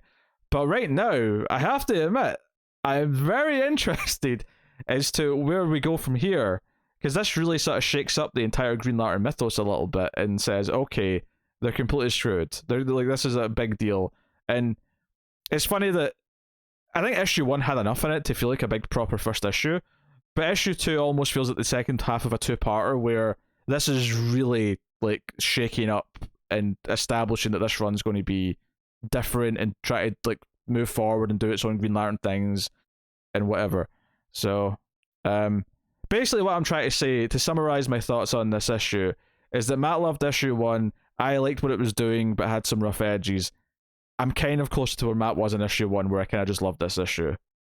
So at least 2 of us on this show are going to keep reading Green Lantern, and hopefully we'll continue to feel very positive about it. I do plan on reading this issue. If we weren't recording on a Thursday, I would have read this in time. But yeah, I just ran out of time. Well, I mean, I don't know. I like all the things that you've said. It just sounds so dense that I don't know if I'll enjoy reading it, if that makes sense. I don't actually think it feels that dense in the book, though, bizarrely. If it doesn't, then that's impressive. Because that was so much you've just got, spewed out for the last 5 minutes. I generally don't think it does. It's very, like, it explains kind of the aftermath of what happened last issue. We get the funeral with the big announcement, and then John goes to confront them, and we have this conversation, which has a lot in it, admittedly, but, it's all interesting stuff. And then it's him saying goodbye to Kelly, and then the surprise explosion of the battery, and, the tease of Joe at the end. Like, it's really it's simple enough sections. Unless this was a longer issue, and I just like, I don't think so. Oh, maybe it is. Son. Oh, it does have extra pages. Okay, never mind. You just didn't even notice. Okay, that makes it a little bit better. Which is a compliment in of itself, quite frankly. No, it is. It is. Because I felt the length of the first issue. I didn't feel the length of this one. I felt it in that first one. I think that makes it more, I don't want to say bearable, because that sounds really harsh. I don't mean it to sound so harsh, but appropriate. That sounds like a more appropriate length for the amount of stuff that you've just told me. Yes. Don't get me wrong. It still sounds like a lot, but not to quite the same extreme amount as in 20 pages. Yes, I wasn't even paying attention to the page count. That's, I mean, no, that's fair enough. I honestly, like, I'm on board, and I think this is fascinating actually that they're doing the extra 10 pages, but without a backup. It's actually, it shows a lot of confidence that the creative team has a good direction, and they've got X amount they want in each issue, and it also explains why we're consistently having the two artists in the issue between Soy and Santucci. Yeah. Which. Sorry, I just saw something completely unrelated that I want to query you about. Well, hold on. If it's unrelated, let me rate the book then, so at least there can be between timestamps. So, yes. I mean, this is super promising. I'm tempted to even go with the 9 here. The only hesitation is, obviously the art is not super... And Santucci's good, but obviously Dexter Soy is better, so there is a little bit of a difference in that. But the art is very solid, but it doesn't stand out. Like, I think Jimenez's art in Batman, for example, is really standout and feels kind of special. I wouldn't say the art in this feels special. It's just really solid Green Lantern art, right? It's very solid house style kind of stuff. Yeah. For the most part, which so take that as it is. But I'm into everything it's setting up, and it's been a while since I've been able to get excited about Green Lantern, and having just dropped Wonder Woman, which has been a consistent book for a while, for me. I'm really glad that Another Corner was able to step up and say, "Hey, we're back to being something you're going to like." So, screw it, I'll give it the 9. Green Lantern issue 2. I was into it. Fair enough. It's good stuff. All right, what's your side tangent? Unrelated. I just opened up the next book ready and saw the ad. Oh. I didn't really pay attention to the ads earlier. I was skipping past them. But it's the ad for Future State Gotham, which I was under the impression was going to be the Red Hood book, or at least at first. It's the Stars Red Hood, is that? It does. But what I didn't know, or maybe we did know and I'm forgetting, so this is why I'm querying. Mm-hmm. It's a new black and white series. It says black and white series featuring the entire Bat family. Now, featuring the entire Bat family I buy, it's just going to cycle through different characters arc by arc. But I don't remember knowing that was a black and white series. Did you know this? I don't think so, but at the same time, you're making me sort of doubt myself, because I'm not. I don't think I knew that, but at the same time, it's not shocking me. So I don't know if that says that there was something that we didn't know that is in the back of my head. It's very possible that we did know and I've completely forgotten. But I just read it then. I was like, that seems like entirely new information to my brain. I'm not going to do this, but if I could be bold, this is where I would cut back to the episode where we talked about the solicits, where this came up, and there's probably a discussion. If I was to guess, I would say it said black and white in the solicit, and we said, "Oh, that's probably a mistake," and moved on. It's possible. That would be my guess, but no. Green Lantern, pleasantly, continually growing and surprised with that. But moving on, The Swamp Thing, issue 3, Ram V and Mike Perkins on art. And would you believe it, Matt's not here for the issue that brings in multiple Poison Ivies. This sad bit of luck of that. But yeah, so Jennifer wants to analyze Levi, give him an MRI, and try and like figure out what's going on with him. And pretty reasonable. Yeah, it's all reasonable stuff. And again, we talk about the coloring in this book a lot, but because it's going to be so drenched in green after this, I love that they made a point of like, okay, we're in the city for like a page or two. Let's do some purples and stuff. You got like 2 panels at the top of the page where it's like neon. It almost feels like it's in current Gotham. Yeah. So I like that touch, but yeah.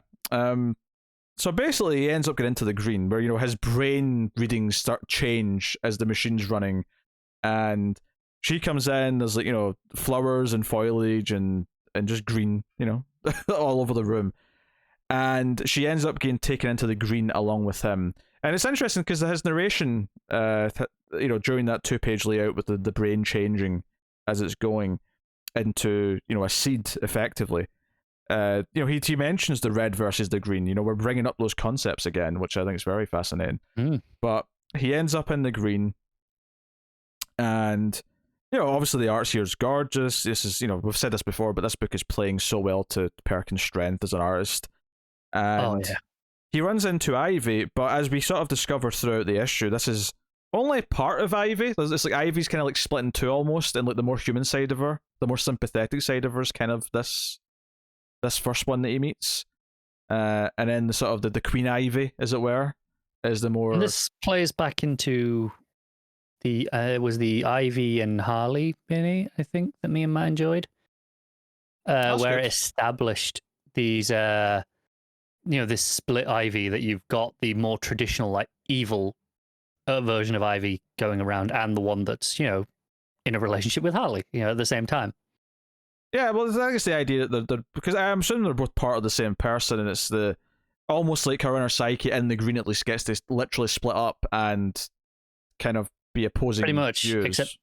Except interestingly, not just in the green. It's taken the plant biology element of it to the extreme and kind of literally split her. I mean, I wouldn't have cared really either way, but I do appreciate in principle that this ties into other Harley or other Ivy things that have been happening. It's not just out of the blue. Yeah. So I mean that's nice, or out the green as it were. But she mentions hopefully your friend Jennifer doesn't run into him, and there's a tease of like, wait, so she's in here too. But there's a great moment here just before we get to that though, where she mentions there's various different things in here to be frightened of, and they look over like a ridge and there's a full page spread of this giant green/red monster. What this is the wOAHs, which is a thing in mythology. Oh, go on, tell me about not this. Not usually that big. Oh yeah, this is a kaiju. This is just say what it is. It's a kaiju. Yeah. Like the wOAHs is the wild man of the woods, usually like a satyr or a faun. Yeah, kind of similar to Sylvanus, Roman god of the woods, the wilds. Pan for the Greeks. This idea of representing nature and kind of free spirit. This is a very different take on it. Is this just because I was thinking the face looked kind of almost gorilla-esque at a point, and I was wondering if this was like a mix of green and red, but I wonder if I'm just maybe reading too much into the woodness of the face, rather, if it's just meant to be a green thing. I think it's supposed to just be a green thing. I could be wrong, but I would assume that, and the face is more, it's like a tree bark. Yeah, no, that's what I'm thinking there. It has a bit of a gorilla look to it. It does. I think it's just the shape and the way the almost hair comes down at the top. Yeah, giant tusk though. I think the coloring and the shading in the sky. The exposed rib cage. Oh man, so good. But then we find out, because this is obviously quite in the distance from them, because they're seeing this full size. Jennifer's actually running away from its footsteps. It's a nice transition. It's actually a really neat transition to her, because they see this big thing in the distance. Then we find out at the foot of this thing is where she is, where she's ended up, and that first panel of Boudreaux sticking his face out behind a tree. This Perkins at his best. Do you know what this is? This is. There's a bit of sadness. This is the dark character in the woods, the evil character, but there's even just it's almost like the dark Swamp Thing version of like a Loki. The way he's just sort of creeping out. I think it's really interesting that it's not immediately sinister. There's a curiosity to it. Yeah, I was gonna say curious. He looks curious. Yeah, but he comes really interesting. But he comes out and helps and takes her hand and offers some help. And when she mentions the friend that brought her here, she's like, oh, another avatar, the green. He's not completely withholding, but obviously he is withholding some here. He's not being super honest about who he is. But he's like, it's unusual for a human to like come through this way, like to enter here and like be here. Really good. So he offers help, but obviously we know that he's not to be trusted. So we're worried for her. We're like, oh no. I wonder how much he's all there. Like, he did help her. He didn't have to. He looked curious, not sinister. And we see like the back of his head at one point, and it's not. He's not fully formed. Yeah, it's kind of hollow.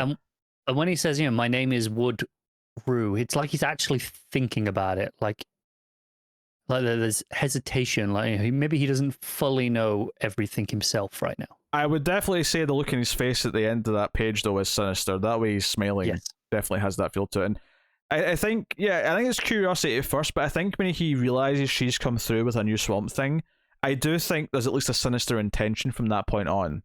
They're like, he's realized what's fallen into his lap, and he's like, oh, I will offer you help now. It's that panel I said where you can see the back of his head. He's like, looking, it's a side profile, and fingers on the chin, deep in thought. It's like, could it be? He's got the evil ideas that's springing to mind.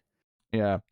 There we cut to the Queen Ivy. That's what I'm just calling her that because she's got like a sort of almost crown-esque quality. She's sat on a throne as well. Yeah. So I mean, I don't know if that's technically the term they've been using, but that's what I'm calling her. No, we'll go with it. And she's kind of. I'm not pissed, but very critical of the other Ivy for bringing Swamp Thing here and offering help and all the rest of it. But it obviously adds to this layer here where she's talking to Swamp Thing about accepting the green and giving up his humanity, and she's like sort of like talking about her own humanity, which is represented with this other version of herself. So, and the same, it's kind of like her split is the literal version of what he's kind of dealing with, and it's not so much that the personality traits actually match at all. It's not like the Swamp Thing is as villainous as maybe Queen Ivy is out of the two Ivies, but the idea that there's two entities, there's two personalities at work here that are kind of sharing a coexistence. And some really, proper horror stuff with Ivy, like having vines coming up and attacking him, and there being the giant, the Venus trap style thing that's huge in the ground, all that stuff. Just Perkins getting to like really flex with the fantastical art and the monsters. Yeah, it's real good stuff. But but then the human Ivy, the more sympathetic Ivy's like, no, but you're hurting. I'm the one you're hurting now, and this kind of snaps. Just on this Ivy, I love what they've done with the lettering for this Ivy. It narrows as it goes through each line, and it kind of goes up and down, and it's a bit wavy, and it just feels she's not all there, right? It gives this impression. Yeah. Even the wavy speech bubble does that as well. But I think it's quite clear the point in here where where the human Ivy, again, I just mean sympathetic Ivy. She's the one who says, no, but you're hurting me now, and this makes her back down. And even the look in Queen Ivy's face when she realizes she's hurting the human side, it's the idea that both of them are important for the whole to exist. Like, they both need to sort of help keep each other in check. And that's kind of an important part of it. So yeah, but Swamp Thing kind of like breaks off the vines. It almost looks like there's fire around him, and he says, we're not all as weak as you think. And this kind of shocks her. And this is maybe part of the power of the green. He's finally harnessing it. He's finally realizing the power of being the Guardian and being Swamp Thing. Accepting some of it, yeah. Yeah. And then, of course, we have the figure who appears out of the shadow in the pink light. And he says, calm down, Levi. Because, he's about to go supernova, essentially, Swamp Thing. And this figure says, calm down, Levi. And the final page, the reveal. It's not the final page, sorry. But it felt like the final page because it's a big reveal. It's a full page spread of Alec Holland saying, I'm Alec Holland, I used to be you, let me explain how this works, let me sort of guide you and give you some. And this is a neat thing. I think we all expected Alec Holland in some form to appear in this story to sort of transition things. But I think Alec, because there was such a struggle of Alec, like, is he Swamp Thing? Does the Swamp Thing just think he's Alec Holland? All the turns and all the turbulence and turmoil that he went through over the years as the tragic monster. There is something kind of fascinating about a coherent Alec Holland who is at peace, been able to like just sort of calmly give advice to the new Guardian and on something that was very similar to his struggles, but also a little bit unique as well. There's a certain awareness, like an almost Hulk-esque transformation here, as opposed to, is there a man underneath at all, or am I just nothing? Yeah. So, and it's interesting that Alex says that Jennifer's safe for now. Like, he's not worried about what Woodrow's going to do, and I don't know if that's just because Woodrow's more trustworthy, or more just because he knows that he's going to plan something, so she's not in danger because Woodrow sees value in her. So there's nothing to worry about yet. Woodrow sees her as bait, I assume. Yes. So. No, it's a really good thing, but it sets up the threat of the arc. The threat of what the series seemingly is going to be is that there is a contagion spreading through the green, and this is the key thing that he's going to have to save and solve in this story, I would expect. So, yeah, good stuff. Another fantastic issue. It's a fantastic issue. It may be my least favorite of the three, but that's not saying much. I'm not trying to say anything negative about it. I'm just saying those first two were so close to perfect that this just being amazing is slightly a step down. That's fair. It's so good though. Like, and the art is just getting to excel. Like, we've said on this book already, but Perkins, I understand why some people don't like his art, especially in other books, but this is the book that he was born for. Like, this style, this is just like, no, this is what he can do. Yeah. And it's just playing to that, and it's every panel is fantastic. Usually in a Perkins book, 2 or 3 times at least in an issue, I'll look at it and go, there's something here that's just not sitting right. and there's just none of that here. I want season 2, so everyone buy this book. Everyone buy Swamp Thing. What are you rating Swamp Thing? I'm giving it a 9. Yeah, I'm also giving it a 9. That's easy peasy. You know what? It's funny. 9 is the weakest issue of the 3. I was being asked on stream just the other day about, do you feel like you're not reading enough of what DC's putting out? And I was like, what are you talking about? Percentage-wise, I think I'm reading most of what they're putting out. Just, Suicide Squad, maybe Teen Titans, and like Harley and whatever. But the key point I got to was, though, that it's like, even when I've only got 4 or 5 books a week, like, it really is quality over quantity right now, for the most part. Like, of all the things I'm reading, there's almost nothing. Flash might be the only exception I can think of where I'm out of the main line, where I'm like, yeah, but I'm being optimistic, and it's maybe not hitting there yet, but I hope it gets there. Like, everything else is mostly just impressing me. So, yeah, I wasn't here last week, but Detective is continuing. That's nicely. Great. Yeah. Action starting its story, doing world stuff, absolutely fantastic. I said last week that is the best issue of either of his books since the best of his Future State. Like, this is the first time in the main run where I felt that feeling again. Whereas, we're getting to the real good stuff. I think I've obviously enjoyed the 2 issues before and the Superman issue. But out of the 4 issues so far, I agree this is probably the best one. It's so good. I'm enjoying Wonder Woman. Me and Matt are a lot. So the books that we're reading, we're generally really positive about, especially these ones with new teams. So yeah, things are good. That's all I'm saying. Things are actually pretty good. So we'll move on to the next thing. Man-Bat issue 4. Dave Wielgosz and Sumit Kumar on the art. So this is the penultimate issue of this miniseries, and we left last issue with Man-Bat and the wife being held captive by Scarecrow and being brainwashed to continue working on his sonic fear device, or subliminal device, whatever the exact term is. And yeah, I think that this, I don't know if it's ever quite lived up to that first issue, which felt really, really tight. But I think it's been doing a relatively good job of exploring things. I think this issue being the issue where they are held captive, they're in this kind of like, dollhouse, I think they call it, where they're seeing this perfect living environment where they're having a happy marriage and experimenting and stuff during the day. But when we actually see it, it's all kind of, a worn down building that looks like shit and whatever. I mean, to the point where she's seeing him, not as Man-Bat. Yeah. And it's I think that stuff all is fairly good. I also like the idea that the inner Man-Bat actually knows this is all fake, and he's trying to convince Kirk, hey, this isn't real, we have to fight back, we have to fight. And it gives you this weird sympathy, or at least a connection with the Man-Bat entity himself, where we're like, yeah, at the end of the day, he still actually wants to save Kirk, he wants to save the wife, he's not trying to like throw them under the bus. I mean, I don't want to say never been villainous, but in this story has never been villainous. Yeah. He's done things that have crossed the line, but usually still with good intentions.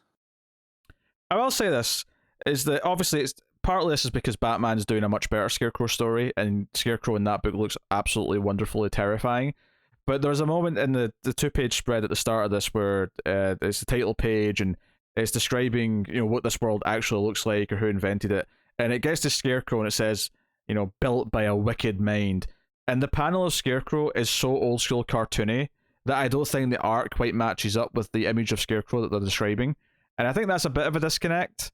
I think that's a little bit of a problem where, because we know this was drawn and finished, like a long time ago, like a year ago.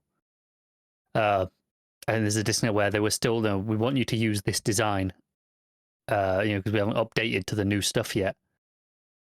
And this is just kind of how it looks, I guess, kind of where I got stuck with because of what the design was at the time. Yeah, I mean, the design's one thing, but I think the art as well. Like, it's doing a much better job with Man-Bat of going for the tragic monster in the art, whereas I feel like the Scarecrow just looks like old school and cartoony, and it doesn't really fit the narrative in terms of what they're saying Scarecrow is. I think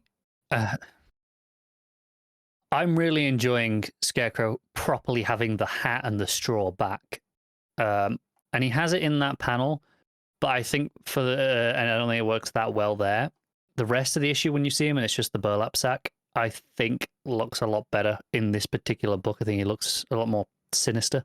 There's panels. There's the panel where it's the close up after he's like he's went and talked to the Langstroms, and Man-Bat attacks him, but he kind of explains it away and sort of resets the or at least Man-Bat recedes, and like Kirk comes back and doesn't know why he attacked him.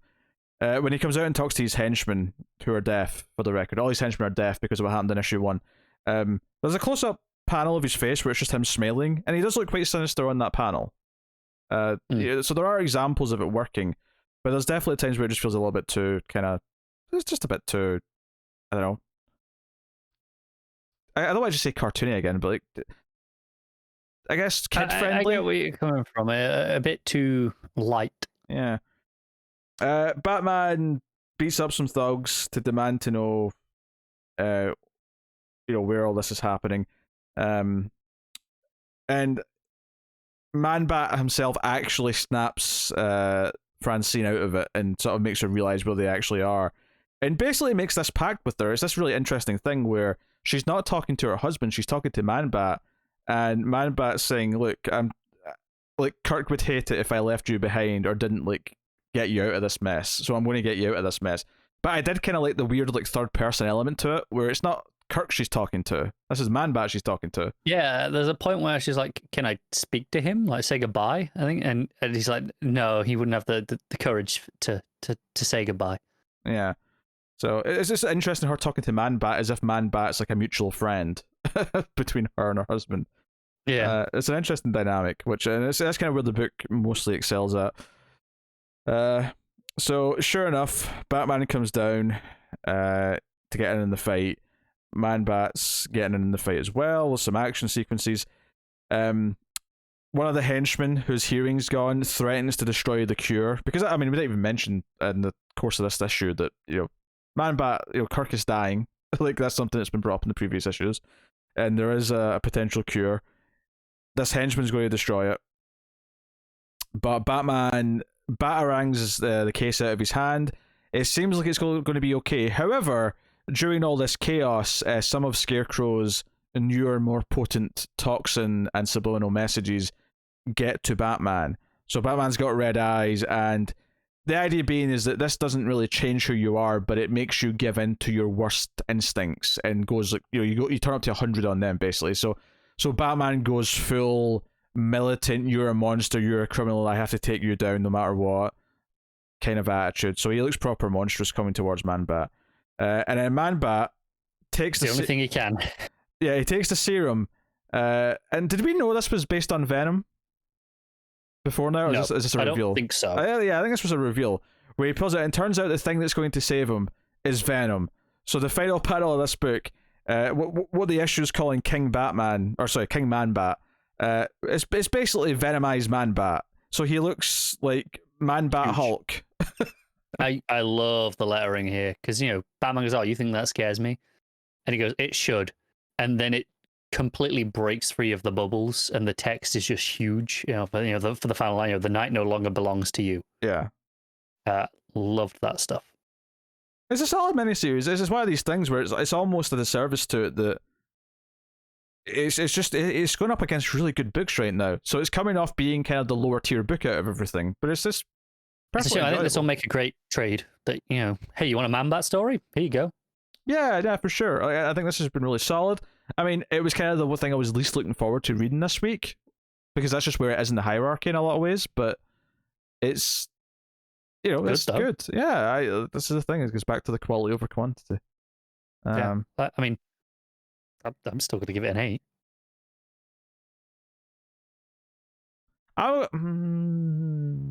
I'm going with 7.5, and I think it's just because I think the art there is a conflict between what some of the art is and what the text is telling me in terms of its stuff. But the ideas are cool. I really like the Man-Bat being a separate character and talking to Francine and trying to get them out of the situation and operating independently, but in a kind of semi-heroic way, which just adds a lot of interesting dynamics to it. So and this here at the end that even though he's taken Venom and is huge and seems pretty villainous because he's Man-Bat, he's actually kind of doing the right thing in a lot of ways, because Batman is the one, as he put in, Batman is compromised. Yeah. And yeah, there's a chance at the end of this, depending on how he handles the situation. Batman, when he's got his clear head, might actually thank him or might acknowledge that he did the right thing. Potentially, it depends how. It depends how much collateral damage there is in the fight. It definitely depends on what happens in the final issue, but it's not out of the realm of possibility at this point. So, all right, there you go. That's Man-Bat issue 4. The next Batman Second Son issue 2, John Ridley writing, if I can say that name properly, and Tony Akins on the art. So this is digital chapters 4, 5, and 6, which is actually how I read it. But in order to give us enough to talk about and give us a full issue worth of discussion, this is how we're doing the book as the physical issues come out. So me and Matt talked about the last one. Obviously here, we're going to talk about these 3 chapters. You're going to talk about these 3 chapters. I didn't get time. Oh, come on. Look, it's Thursday. The slacking, the absolute slacking of the slackiness. All right, so the sister Tam, she fainted end of last issue. That was a big cliffhanger. And what was funny is that I discover in this chapter that this original poison incident that left her compromised and what she's relapsing on was something the Ratcatcher did in Volume 5 of Batwing. So while I've not read that, I do appreciate that it is actually keeping Luke Fox history as part of its thing. Vaguely remember that arc, but God, I couldn't have told you any details about it. Yeah, that's kind of wild. There's a neat thing in the art here actually where Luke, again, he's being kind of a dick towards Jace. He says environmental causes caused this. There's not like she's been poisoned again or anything like that. It's just that something might have caused this, some sort of change. And he says environmental causes, so something changed in her life that's different. And it's like, this is 3 horizontal, wide panels, but this bottom one's got a split. It's the same image, basically, but it's just split. There's a panel split. And then on the other side of his face, Jace is there. And Luke in that bubble just says something that wasn't around before that caused stress she couldn't handle. So he's implying, the art makes it clear that he's implying that Jace is the reason why she's having a relapse, because he's blaming him for everything. So really interesting stuff. And then the younger sister, the 13-year-old one, is in shock. Jace gets mad at Luke because Lucius, because Lucius is saying, whatever it costs, we'll take care of it. Whatever it costs, we'll pay everything. So, and Jace is like, oh yeah, money solves everything. But I think one of the things I was impressed about reading the last issue of this was that how tied into continuity it is. Because we started the plot line of Montoya becoming commissioner, which is now mainstay in all the Bat books. This is really baked in what's going on in the Bat world. And here we have her hiring 2 new detectives. She promotes 2 uniformed cops to detective. And I think one of them, if I'm remembering correctly, is the cop that Jace calls for help in Future State.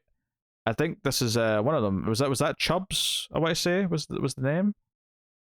Yeah, I couldn't remember. I think that was sorry. Her. I'd have to go back and check it, but I think that's what's happening here. But it's 2 cops. It's her and what was the other name?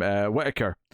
So Chubb and Whitaker get promoted, and this is again a through line that's in all 3 of these digital chapters that goes through this physical issue where they're given their badges and they get their first assignment coming up. So I do like that it's building some subplots with some supporting cast that is important outside of the family, but. Jace gets informed about all this shady stuff that he's investigating, so he goes to look at the mysterious people getting off a plane, and he almost gets caught, but he gets out of dodge. He's told by his partner, by Vol, that basically you don't have the tech or the resources to actually properly search for these people. So this is where him realizing, all that fancy tech, Fox Tech. So this chapter actually ends with him getting a job working for his father, so he's got access to the building and access into places. But yeah, but the other interesting thing that happens here though is that the little sister, she basically she's upset and she demands that something be done about it. Ratcatcher's behind this. Someone should do something about this. And I never read this story, but this does a good job of kind of getting across why she's so hurt by this, because she had to watch this happen. She watched her sister be tortured and be poisoned, and she says, yeah, it's time to do something. And Luke says, I don't know why. And then she says, not you, him, do something. And like his suit comes on, and we get like a full panel of him, flying off in his Batwing suit. So it's a really nice tease for that. So that's the first chapter. And to be fair, the digital chapters, they all are formatted to have a cliffhanger. They all have like what feels like the end of a chapter. But what's neat is that they kind of work as well as in these batches of 3, because I think the through line of that part of the story, how the little sister is looking at Luke and Jace, and that through line is a through line through all 3 of these chapters. So it actually works really well as a single reading experience as well, even though there are clear divides in what the 3 chapters are. We have the Lucius and his wife talking about what Jace is up to and why he's working at the company and what's weird about that. And again, so as much as last issue was setting up that she has influence over Luke, this issue sets up that she has influence over Jace, because she talks about how this social media guy like takes photos of people who are injured or stuff, of like celebrities, because it gets some cred on Instagram or whatever they call it. I think it's just called Insta. I guess it's Insta. Or the social, or something. Whatever they call it. Just enough that presumably that they can get away with. Yeah, pretty much. But anyway, so their comatose sister pops up on this, and she's mad about it. And what's funny is that Jace actually plays the big brother card here and says, no, you can't let this get to you. Going for revenge wouldn't change anything. Like, that kind of thing. The world has a way of fixing itself. But as soon as she leaves the room, he calls Vol and is like, hey, get me information on this prick. This is on social media. I want to track him down. So he does. He tracks him down and like seemingly saves him from some thugs, but then like, crushes his hand and says like, that's it. You're off social media or I'm coming back. And, so it's showing that he has these faults, that he does have this temper, and he preaches something, but he does let the anger get the better of him and sort of separate himself from it. Whereas Luke, as Batwing, is going after Ratcatcher. And we have Montoya with the cops and like basically giving them the whole anti-mask thing that they're going through. And they're very hesitant, these 2 new cops, they're these 2 new detectives, I should say. They're very hesitant. Like, Chubb's there to do their, whatever they're being told, and is very like, doesn't necessarily like it, but is like, nah, this is the way it is, this is the way it is. But the other guy, Whitaker, he's kind of like things will go back to the way they were. Like, we're going to need the mask eventually. This is just a phase, effectively. And let's face it, as a cynical comic reader, he's right. Like, we're going to get back to status quo in Gotham at some point. There's no doubt about that. So this character, I guess, resonates a little bit because of that. So you have that side of things. You have the Ratcatcher side of things, where with the cliffhanger of this chapter, this digital chapter, is Ratcatcher having an army of teenagers, all wielding weapons, coming after Batwing, and that's obviously leads to kind of an interesting fight in the last third, because he doesn't really want to punch kids in the face, like he doesn't want to injure children. Well, that's good. So, Luke, I mean, say what you want about Luke Fox. He's not at the punching kids level. He doesn't put kids in the hospital. Yeah, he's not that guy, at the very least. So, yeah, so we have this fight scene. There's like a sort of gun and a sort of like a turret on like tank treads that come in, because, of course, why wouldn't there be? They're inventive. But, we have like a sniper as well who like shoots through his tech. It's all a bit, because the sniper's kind of important. They emphasize the sniper because she's like a very distinctive blonde girl, because she kind of also comes back at the end and like picks up the Ratcatcher mask after. I don't think we get a clear shot if the Ratcatcher's actually been killed, but seemingly could be, because of everything that goes down. Because as this is going on, the police get wind that there's been shots fired in the tunnels underground, so they all kind of gear up and are like, okay, let's go. Our 2 new detectives are like talking about how they need to have bulletproof vests, although it may not do a whole lot because people down there are quite vicious, and if they really want to kill you, they're going to do it in whatever way. So, but yeah, there's a lot of good action. There's a lot of good action in this third chapter. When the police come in, they basically just yell open fire. It's pretty much a thing. Yeah. So the Ratcatcher does get hit. I mean, honestly, this may be a case where she might be shot in the head, and she definitely is dead. And it's more about just the fact that they didn't want to show it too violently. So I'm saying that there's room for her to be alive because her mask gets knocked off. But I'm wondering if it's just because they're not wanting to show blood. Because I think that's what makes me think that it's not a death. Okay. So, I don't know. So she may be dead. She may be dead. But then the part of the roof collapsed because all this shooting and explosion going on. And it's all this kind of case thing. Someone asks if Ratcatcher's going to make it. And the person says, do I care? He's a mask. Wait, is Ratcatcher a guy? Ratcatcher in this issue definitely looked female to me. Maybe not. Maybe as a guy. But yeah, it says he's a mask. And maybe it shows you that some of the tide is turning and like how people are viewing masks in Gotham. The rhetoric that's coming out of the mayor's office and what's been told to the police department is starting to sink in with some of them, and maybe that we're really developing something. But Luke Fox is escaping the scene of the crime and runs into Whitaker. And Whitaker holds him at gunpoint and then holds his gun up and says, I wasn't here, neither were you, and lets him go. So Whitaker's definitely someone who's an ally to the Bats still, in some way. So the end of this part of it is her, the blonde sniper girl, like picking up the Ratcatcher mask. And that's the thing, there's a crack in the in the glass of the mask, where the eyes go, right? But it doesn't look as a hole to me. It just looks like a crack, like something hit it, but it doesn't look like something went through it. Okay, I get what you're saying. So, again, I'm not convinced there was an actual death. There may not have been. So, I don't know. Maybe he just got injured from the fall. The mask stopped the bullet, but the impact that caused him to get knocked over, and then the fall is what actually did the damage that's put him in like medical dire straits. I don't know. It's not impossible. It's also equally not impossible that it's just an art flub and they didn't make it clear enough. It could be. I mean, maybe that's the point here, is that maybe it's not clear enough. And I wasn't really thinking about it too much when I read it. It's only just now that I'm kind of working through it and breaking it down and looking at it and going, yeah, I'm actually kind of a little confused as to whether or not Ratcatcher actually died here. But the implication of like someone picking up the mask as if it's almost like they might become the new Ratcatchers, certainly indicative. But I mean, we'll see. Maybe that stuff's a little bit messy. The action is mostly pretty good though.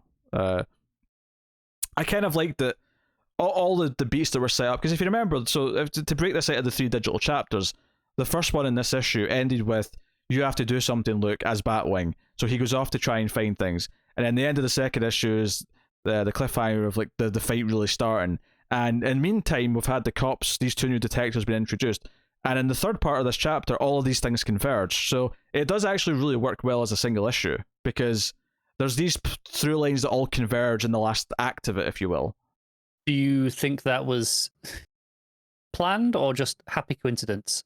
I think I'm going to say it was planned and give them and give Ridley some cred here, because me and Matt also said about issue 1 that those 3 chapters did feel kind of like they worked as an issue, and the cliffhanger at the end of the third chapter, at the end of that first physical issue, did work really well and feel like the biggest cliffhanger of the 3.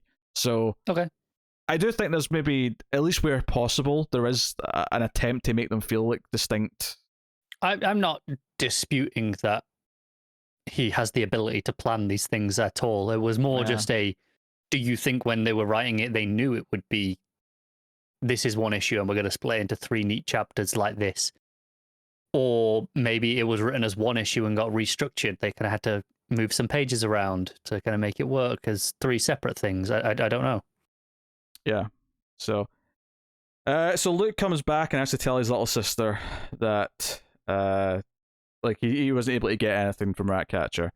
And she's like, you didn't get the cure, did you? You messed up. And the final page of this book, which neatly bookends the three chapters of this physical issue, because start of the physical issue, it was them hearing about, the older sister Tam and Luke blaming Jace. This final page has the little sister Tiffany run past Luke and hug Jace instead. So the final panel is just a plain white background with Luke watching as she's hugging the other brother, the one who he hates right now.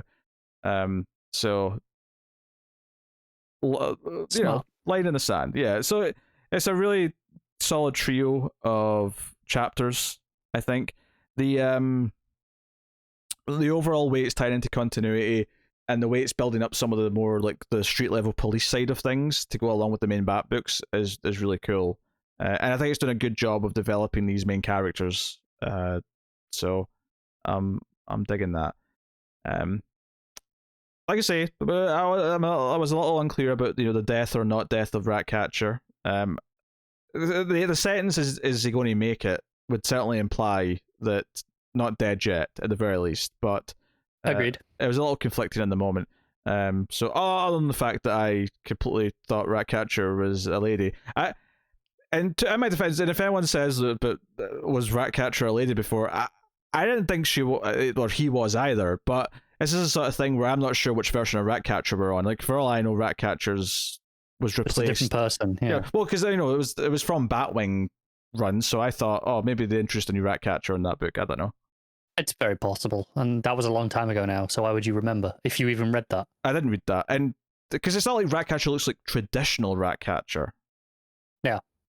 Which is why I'm like, okay, it's a different version, so whatever. Which, I mean, not so, it was very much, hey, it's New 52, right? Let's do a new version. Yeah, lots of things were changed like that. So, but not to just defend my stupid mistake, because it was just my stupid mistake. But yeah, all of it seemed plausible enough that I never questioned it until the one line where someone whipped out the pronouns. So, there you go. Now, solid trio. I probably just give this batch straight 8, I think, overall.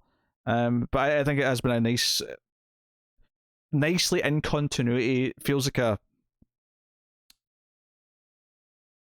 a worthwhile addition to, like, if you're into like current DC continuity and you like to read the different like areas of it, and you like the next Batman stuff in Future State, it doesn't feel like a throwaway digital thing. It feels like it's just as valid as any other ongoing book.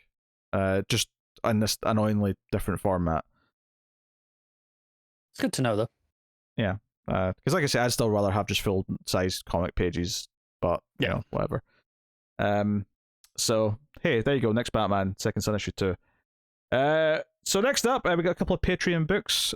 So let's knock these out. Connor's going to talk about Harley Quinn issue 1. I am indeed your favorite artist, Riley Rosmo. Yes, Stephanie Phillips writing. But that part's not funny though. Stephanie Phillips has no humor associated. So, no. Lots of humor in the book from her writing though. Oh, I imagine there is. Yeah. I would like, just if you could do me a favor, just humor me here for a moment. If you could go to the ComiXology page for this issue and look at the preview pages, I'm going to reference something in a minute, and I want you to have it there and see. All right. But just the general premise of this book, I'm going to start essentially in the middle of this issue, because it tells me what the book is going to be. We're in the middle of the issue. Harley gets home. She's like, "Oh, hang on, that window wasn't open. Someone's about," and it is, of course, Batman. Batman's coming and checking up on her, and he looks over at the wall and he's like, "What the hell is this?" And she's got like a murder board style thing on the wall, all the pictures and articles with all the red thread. Basically, she has a list of everyone who she has offended in Gotham. As Batman points out, it's a long list, and she is going to make amends with all of them. That's the plan for this book. Is Harley making amends with all of the people in Gotham, because even though her record, she's officially clean and not a criminal anymore because of the Suicide Squad stuff that got done. But yeah, just to flash back, the issue actually opens with her trying to apologize to Croc. She has baked a cake that says "I'm sorry," and it's literally Croc. It opens with Croc like throwing her into it, And she's like, "Oh, do you have any idea how long it takes to find gluten-free flour in this city? Because why would and how could a crocodile even be gluten intolerant?" Mildly amusing. First big art problem I had, beyond just the general look, is on the second page. This is where I've got everyone at home, play along if you haven't got the issue. ComiXology previews, it'll be there. It's this double page spread. And I read this in the wrong order. I was very confused. Because there's a bit at the top, and in the top left, reads really normal. She's swinging a bat and kicking at Croc, and fine. It's a big, he says, "Get out, Harley." And then you move down, and there's a panel sticking up in the middle that I think it says, "All I wanted" is the start of that panel. That is where my eyes started to read, because that is sticking up, and from where I was, I go down the page. That's where that is completely the wrong place. It turns out to read.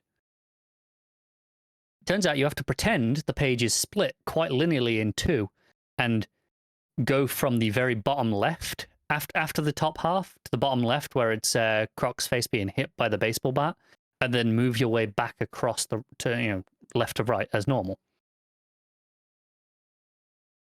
which is fine. And I'm all for inventive panel layouts. There's actually one later I'm going to compliment, but this one here, because of the placement of it, is actually really murky, and leads you to read it the wrong place. Or was this just me? Like, when you glance at this, Pete, do you see that sticks up quite far and where your eyes? It's an awkward one, because if in doubt, I would just go to bottom left and just sort of go horizontal. I agree it's sticking out enough, but the weird thing about it is that I can't see where it would flow from that if you do jump to that one that's sticking out. Like, how do you then work your way back round to the bottom That was my left? problem, because I read that, and because I was on the top and I got down, "Get out, Harley," and my eyes went down, and it came to that really neatly, and that does quite naturally flow right down into the next panel. And then I got into the second panel. I was like, "Hang on a second, this isn't leading." I thought maybe it was doing something inventive where it was going to loop back around. But then I realized, no, it's not going to loop back around. This is just the wrong place, and my eyes have fooled me. I mean, I agree it's sticking out, but I can't actually read out the dialogue here because the preview size of the 2-page spread is even small on the single page. But I agree it's sticking out, but that's that's fair. It was very frustrating for me, because just the placement of that one panel completely threw me, and I'm on the second page and I'm already struggling with art layouts. It's like, oh, this is not a good sign. It was rough. Honestly though, if this wasn't Rosemont art, this issue would be like absolutely fantastic. The Harley voice is great. There's lots of Harley trying to be good, trying to be the hero. When Batman's in her apartment, she's like, "So, about the money," and he's like, "What?" It's like, the bat check, the allowance, whatever you call it. He's like, what are you talking about? He's like, come on. We all know you're giving Robin and Batgirl cash, to get them all going. I'm Bat Family now. I want some of that action. And he's just like, that's not how this works. And then in mid-sentence, he cuts off and turns around. He's like, Oracle, amusement mart, something's going on, obviously. And Harley's just there going, who are you talking to? Do you hear the voices too? And it's just like little bits like that. It's like, oh, this is great. And it's like, Batman's like, oh, I'm headed there now. And she's like, oh, trouble. Let me get my stuff. And then you just see Batman's cape diving out the window. And Harley's like, all right, I'll meet you there. It's like there's lots of just really smart dialogue that I'm just like, it's a really natural flow. It feels great. And it's like, I'm really enjoying that stuff. And then everyone has stupid faces and bodies and proportions, and it's ugly. And there's ugly layouts like that first one that I dislike. One of the layouts I will give credit for is Batman shows up at Amusement Mile to kind of shut down what's going on. Basically, there's people who were Jokers in the Joker War stuff. They kind of took on with that, and it's civilians kind of recognizing tattoos and being like, "Hey, I'm gonna get my own back on them." Kind of, it started a bit of a riot, basically. Then they end up, once Batman tries to intervene and shut down, they end up fighting Batman as well. But there is a panel, it's about 2/3 of a page, where Batman's like, oh, they're fighting me now. And it's like a tall Batman just silhouette. On the outside of it, there's just, a little bit like, typical, almost like cartoon fight smoke. When you have like a lot of characters like tumbling together and you just see the fog. It's doing that around him with like, a little bit of fighting, but then inside the silhouette is split into like 3 or 4 panels of Batman taking them down in a bit more clarity with like this blood red background. I thought that was a really nice touch. That layout was really inventive and I liked it. It's just a shame about, like I said, just the faces. Harley's face, which is really important in a Harley book. It's just so ugly. And Harley's legs, like they're just so stick thin at the end. Like they're normal legs, and then the ends are literally like points. Like she's walking on. Do you know, the first Kingsman film, the evil woman who was like, she was on like the stilts, like thing. The blades, yes. Yeah. They look like that. That's what her legs look like. It's so bizarre. Like just seeing that all the time. It ruins such a potentially good book. But anyway, the big thing at the end is the reveal of who the villain of the book is going to be, because Harley's the hero, so there has to be a villain. And it's going to be Hugo Strange. And he's behind the clowns in the streets, it seems. He's onto something. We don't know what his plan is yet. It's literally just like the final reveal is Hugo Strange is in on this. But there is a little nice bit when Harley gets home, when she was talking about all the bat allowance, whatever. She was like, I want to refurnish this place, get it all going, and I want bat gear, I want bat toaster. And when she gets home after this, there is a toaster on the floor with a bat logo on that presumably Batman has left her. And that's the stuff where it feels really in continuity, like this weird relationship that's going on between Bruce and Harley right now, where we've been enjoying it a lot in Batman, and that feels like it's extending into this book really naturally. And that's what makes this a very different Harley book to what we've had before. It's not just her off on her own doing wacky zany things. This is very much in keeping with Harley Quinn in Gotham trying to be better. And there's a big appeal to that. Overall, I can't give it any more than a 6.5. Oh, given it's Rosmer art, that's actually quite a high score. That's how good the writing is. Like, this is damn good. Like, if this was an artist I liked, this would probably be like hitting like high 8s, maybe a 9. Like, okay. It's Okay. All right. Well, I'm going to talk about Animal Man issue 8, I believe. I am now discussing.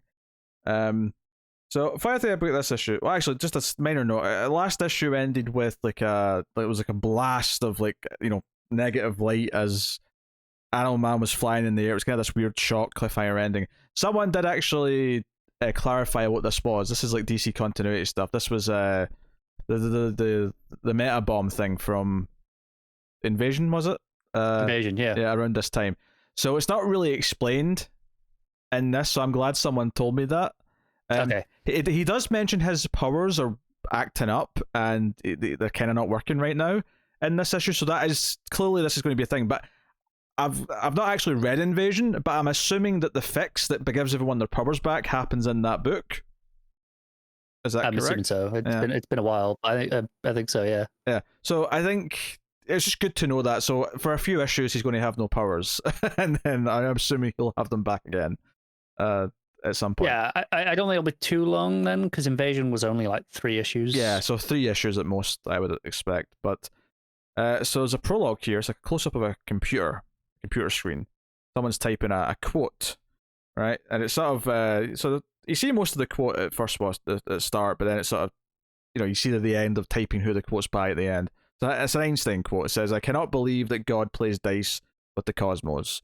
And it comes back again at the end. There's like 3 epilogues, and the final epilogue is this, and it's just someone responding to this saying, "No, but I do," to tease whoever whichever villainous entity is up to something, which is A good tease. a good tease. So Buddy wakes up. He's all excited because he's part of Justice League now. This is Justice League International, all that stuff from that time period, which I've not read. I've heard good things, but he's excited because he's actually making money now from being Animal Man. And Ellen's kind of like, you don't really have your powers right now. Maybe you should tell them that. Maybe this is something that's going to be an issue.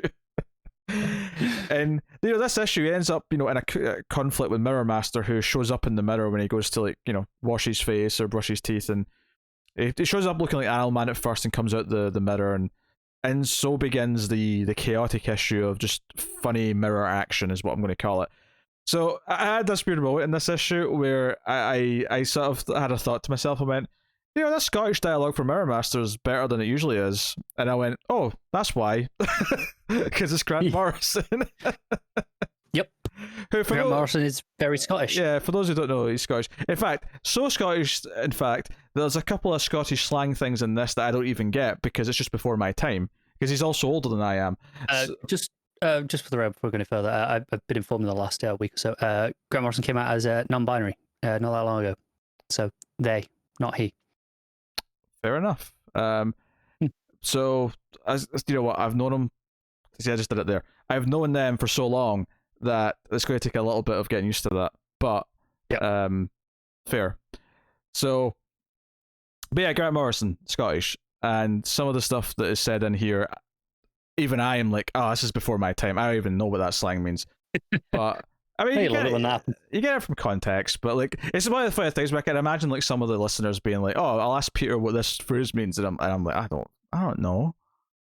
Right? There's a lot you don't know, though. Let's be honest. Some things don't stick around, or very regional, kind of thing. Not that Grant Morrison's from a completely different region from I am, really, but still, like even minor different time though. Like very different time. Very different. So, but there are some phrases in there. Pure Dead Brilliant pops up, which is notable because that was one that was used wrongly by. Oh, who was it? It was who was Tim Seeley? It was Tim Seeley, I think, who's to put in Pure Damn Brilliant instead of Pure Dead Brilliant. That was like, oh yes, I do remember that. Way back in Rebirth. That was a similar issue where I was complaining about something to do with whiskey. Aye, the E, not the E. Yeah. So it's just a minor thing, but I was like, some of the Scottish dialogue is better than normal. Oh yeah, of course, it's by a Scottish writer. What am I expecting?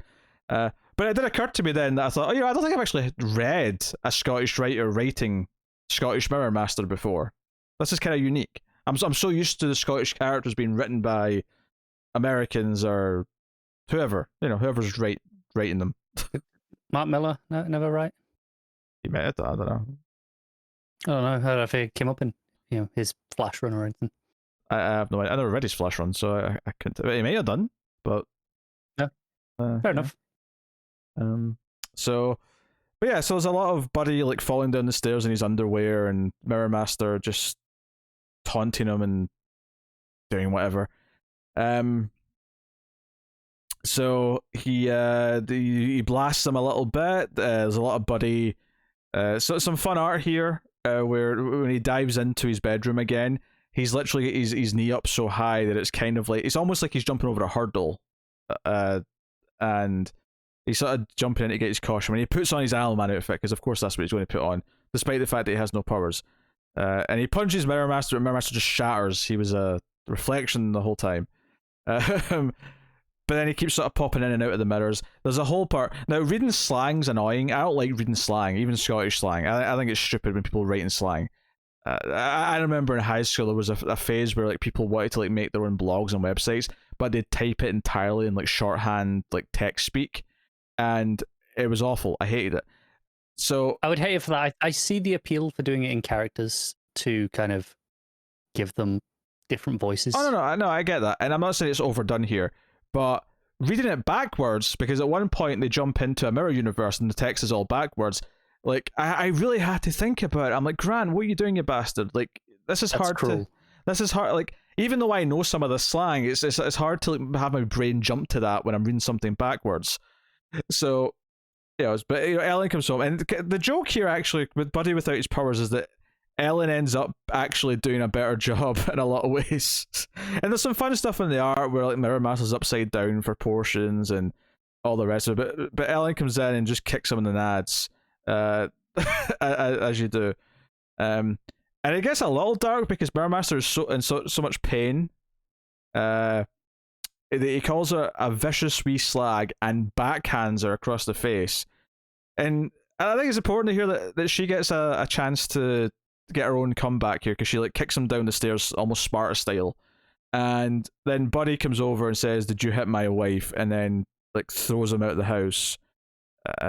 And Mirror Master gets away by using like a mirror amulet thing to basically turn Buddy into a mirror image so that whoever he comes into contact with, he becomes. So Mirror Master like jumps away through a mirror, and Buddy, like when Ellen comes to like sort of grab him, he becomes a doppelganger of her, and then when he runs away as her, he runs into a jogger and then becomes the jogger. And Ellen, again, being the mastermind of this operation, realizes that all she has to do is smash the mirror amulet thing that was left behind, and that fixes it. And there he is. That was a conveniently easy fix, wasn't it? Very easy thing. And there's just a joke about, that might mean 7 years bad luck. So this is a very quick one to talk about because it really is Mirror Master and Buddy in his underwear, like just having antics through the house of like popping out of mirrors, being upside down, being diving into the mirror world. It's just mostly hijinks stuff, and it's kind of fun. Like it was a fun read. It was a very quick read. Sounds fun. Yeah, I mean I've read it before. I'm sure it was fun. I don't remember disliking it. It's just so funny though because the last couple of issues have been like so heady and like really been like, okay, what's the Grant Morrison headcanon saying about this? Like what's like, but yeah, so Mirror Master goes to whoever he worked for. Basically, he was there on behalf. Like someone's not a fan of what Anawan's been doing recently, and he's just a hired gun. He just wants payment for it. But so some shadowy figures say "God bless America" as they dismiss him. So someone shady high up in the US is like hired McCulloch to do this. Interesting. And then there's an epilogue 2, which is seemingly teasing maybe the villain or something to that effect. Talks about how the eagle has bloody talons and it's kind of his spirit animal, his totem animal, and kind of references the Einstein quote a little bit by the end. Why am I suddenly here? I don't remember driving or walking to this place. Or could it be true after all that Einstein was wrong? So it's kind of interesting. Yeah, so it's kind of talking about how like the mystery of who he is. Like he's just appeared. He has no memory of how he got here, but he's maybe a link as well with the previous epilogue, given that the eagle is a true. It's a US symbol, right? It's literally it's the thing you see in the Pentagon. It's the eagle with the shield and that symbol. So yeah, that's interesting. And then the final page is the computer again with the response to the initial quote, which is "He doesn't, but I do." So someone has, and obviously it's Animal Man we're dealing with here. So the villain being tied to a specific animal is a good touch for symbolism and making it kind of a more of a poignant fight, symbolic fight between Animal Man and like someone who represents a specific animal. Mm-hmm. There's a lot of things to do there. And the way the character's drawn, he's just a generic looking dude for the most part, but he's got like a bit of a stern jaw. He feels kind of intimidating in a lot of ways. So a lot of interesting teases at the end, and obviously the Mirror Master stuff does hint at a larger body at work here, but for the most part the issue is a fun hijinks issue with Buddy being a bit of a klutz. And I wonder if part of that is just because, okay, Willie has no powers, we're just going to have some fun with it, and then we'll get back to him because maybe like whatever he wants Buddy to actually do next will require powers. So but hey, as far as like still being able to advance the plot and tease what's going, Morrison clearly knew what he was doing here. Sorry, clearly knew what they were doing. Yeah, it's because I have to change the next word as well that it's thrown me off. Yeah, they were doing, not they was doing. But yeah, cool. There you go. Owlman issue 8. Solid. Definitely not the best. And the last two were such prominent issues that felt like they really changed things. But they really challenged your thoughts and really made you think about what it was saying. Whether it was a suicidal character from last issue or all the weird meta stuff with the Roadrunner before. This, by comparison, was like, oh, it was a fun romp with some good teases. But That's nice. A bit more conventional. But, I mean, admittedly, and reading them back to back, I mean, not that I have, because I'm spreading them out monthly, but I think it does offer a nice break in the pace where you can just enjoy something a little bit as a fun thing and then get back into the more, like, wacky. I have to assume that was the plan, even as it was published monthly, is let's take a breather. So, yeah. I'm still happy to give it like a nice solid 7.5, I think. But probably one of the lesser issues just because of the nature of what it is. So that's fair. There you go. All right, that'll take us out the part of the show where we pick our panel / moment of the week, favorite art, favorite cover, and rank the top 5 books. If we did indeed read 5 books. So, first up, panel / moment. What you got? Easy. The reveal of the wOAHs in Swamp Thing. That full page. Oof, gorgeous. Hard to argue with that. There's a few good things in there, of course. I'm actually going to go with the exploding power battery. The main power battery exploding. It was such a shock. There was just this 2-page spread that just felt like devastation. That when Kelly said what's wrong with the power battery or the big, she didn't even call it that. She just because it's the big battery because she doesn't know what things are called yet.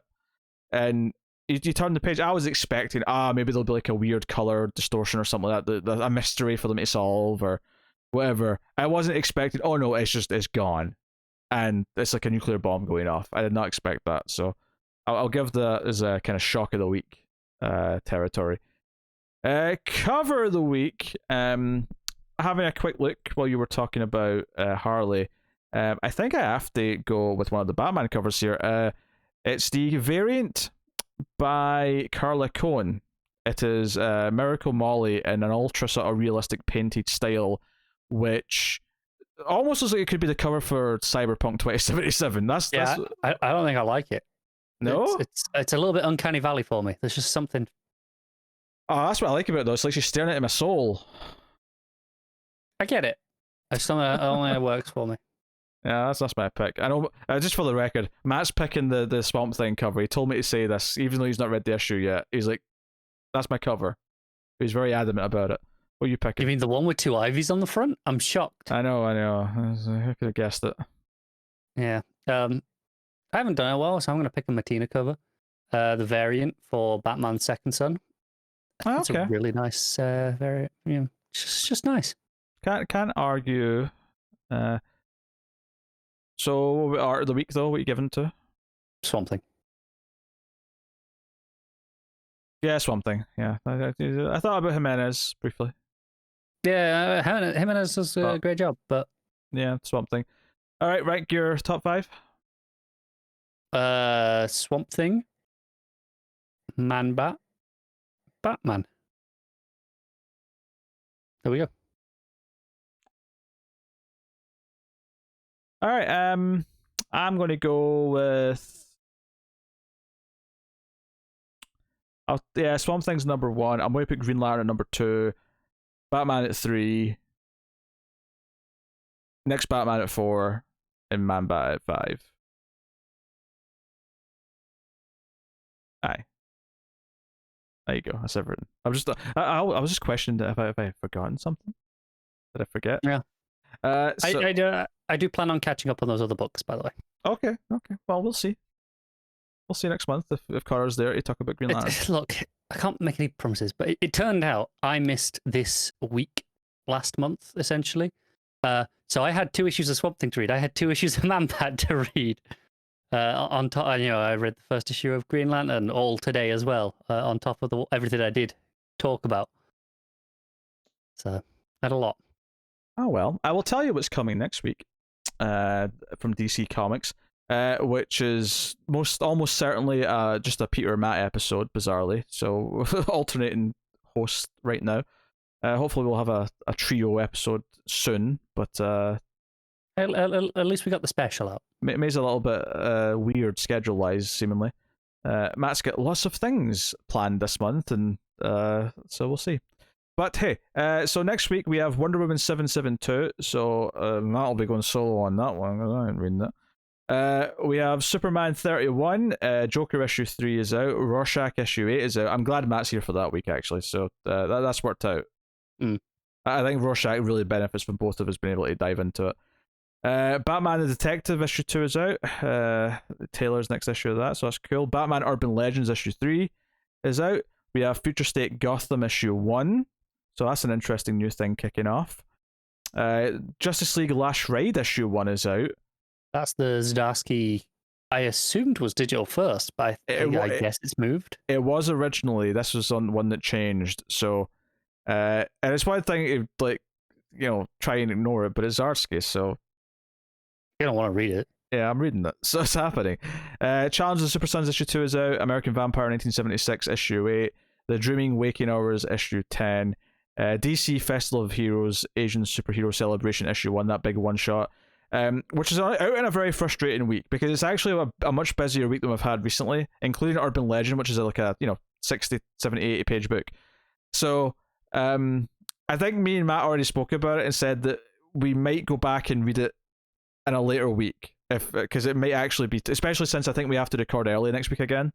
So yeah, it's a full 100-page issue. That it's the sort of thing where it really isn't the week for we have time to do it, but we feel bad for not reading given what it is. So I think we're going to try and fit it in like a week later or something like that. So admittedly, if I bring that up to Matt again, he might be like, "Oh, but next week's busy as well. What are you doing?" But I think we're going to make a conscious effort. But yeah, because I think me and Matt have to record on Friday next week. And there is actually more books than there have been, just because we got that new couple hitting. So we'll see how it goes. But that's what's coming next week from DC Comics. I will take this time to thank our Patreon producers. So thank you once again to Tyler Hess and DePalacios, David Short, Board Now, Al Treisman, Christopher Moy, David Brown, and Stanley. Not Stanley, Stanley. You can thank Matt for that joke, because he misheard me the first time I said it and insisted that I was saying Stanley. So that is thank you to all of you. They of course are the producer tier or above on patreon.com/MailFuzzTV, but you can support us over there for as little as $1 per month and help keep all the content coming. At the $5 tier in particular, you get early access to the show by a day, so please do go have a look and see if you're interested in helping the show out. You can of course support us without spending a penny though, by simply liking and subscribing and commenting on YouTube, or rating the podcast 5 stars and giving us a review on iTunes or whatever podcast app you use. All those things do help. And of course, share us out. You can get us on Twitter at DC Comics Podcast. And 250 plus episodes later, I'm still shocked we got that Twitter handle. It was just amazing that was available. But so check out that. Yeah, that's pretty much it. That is the show.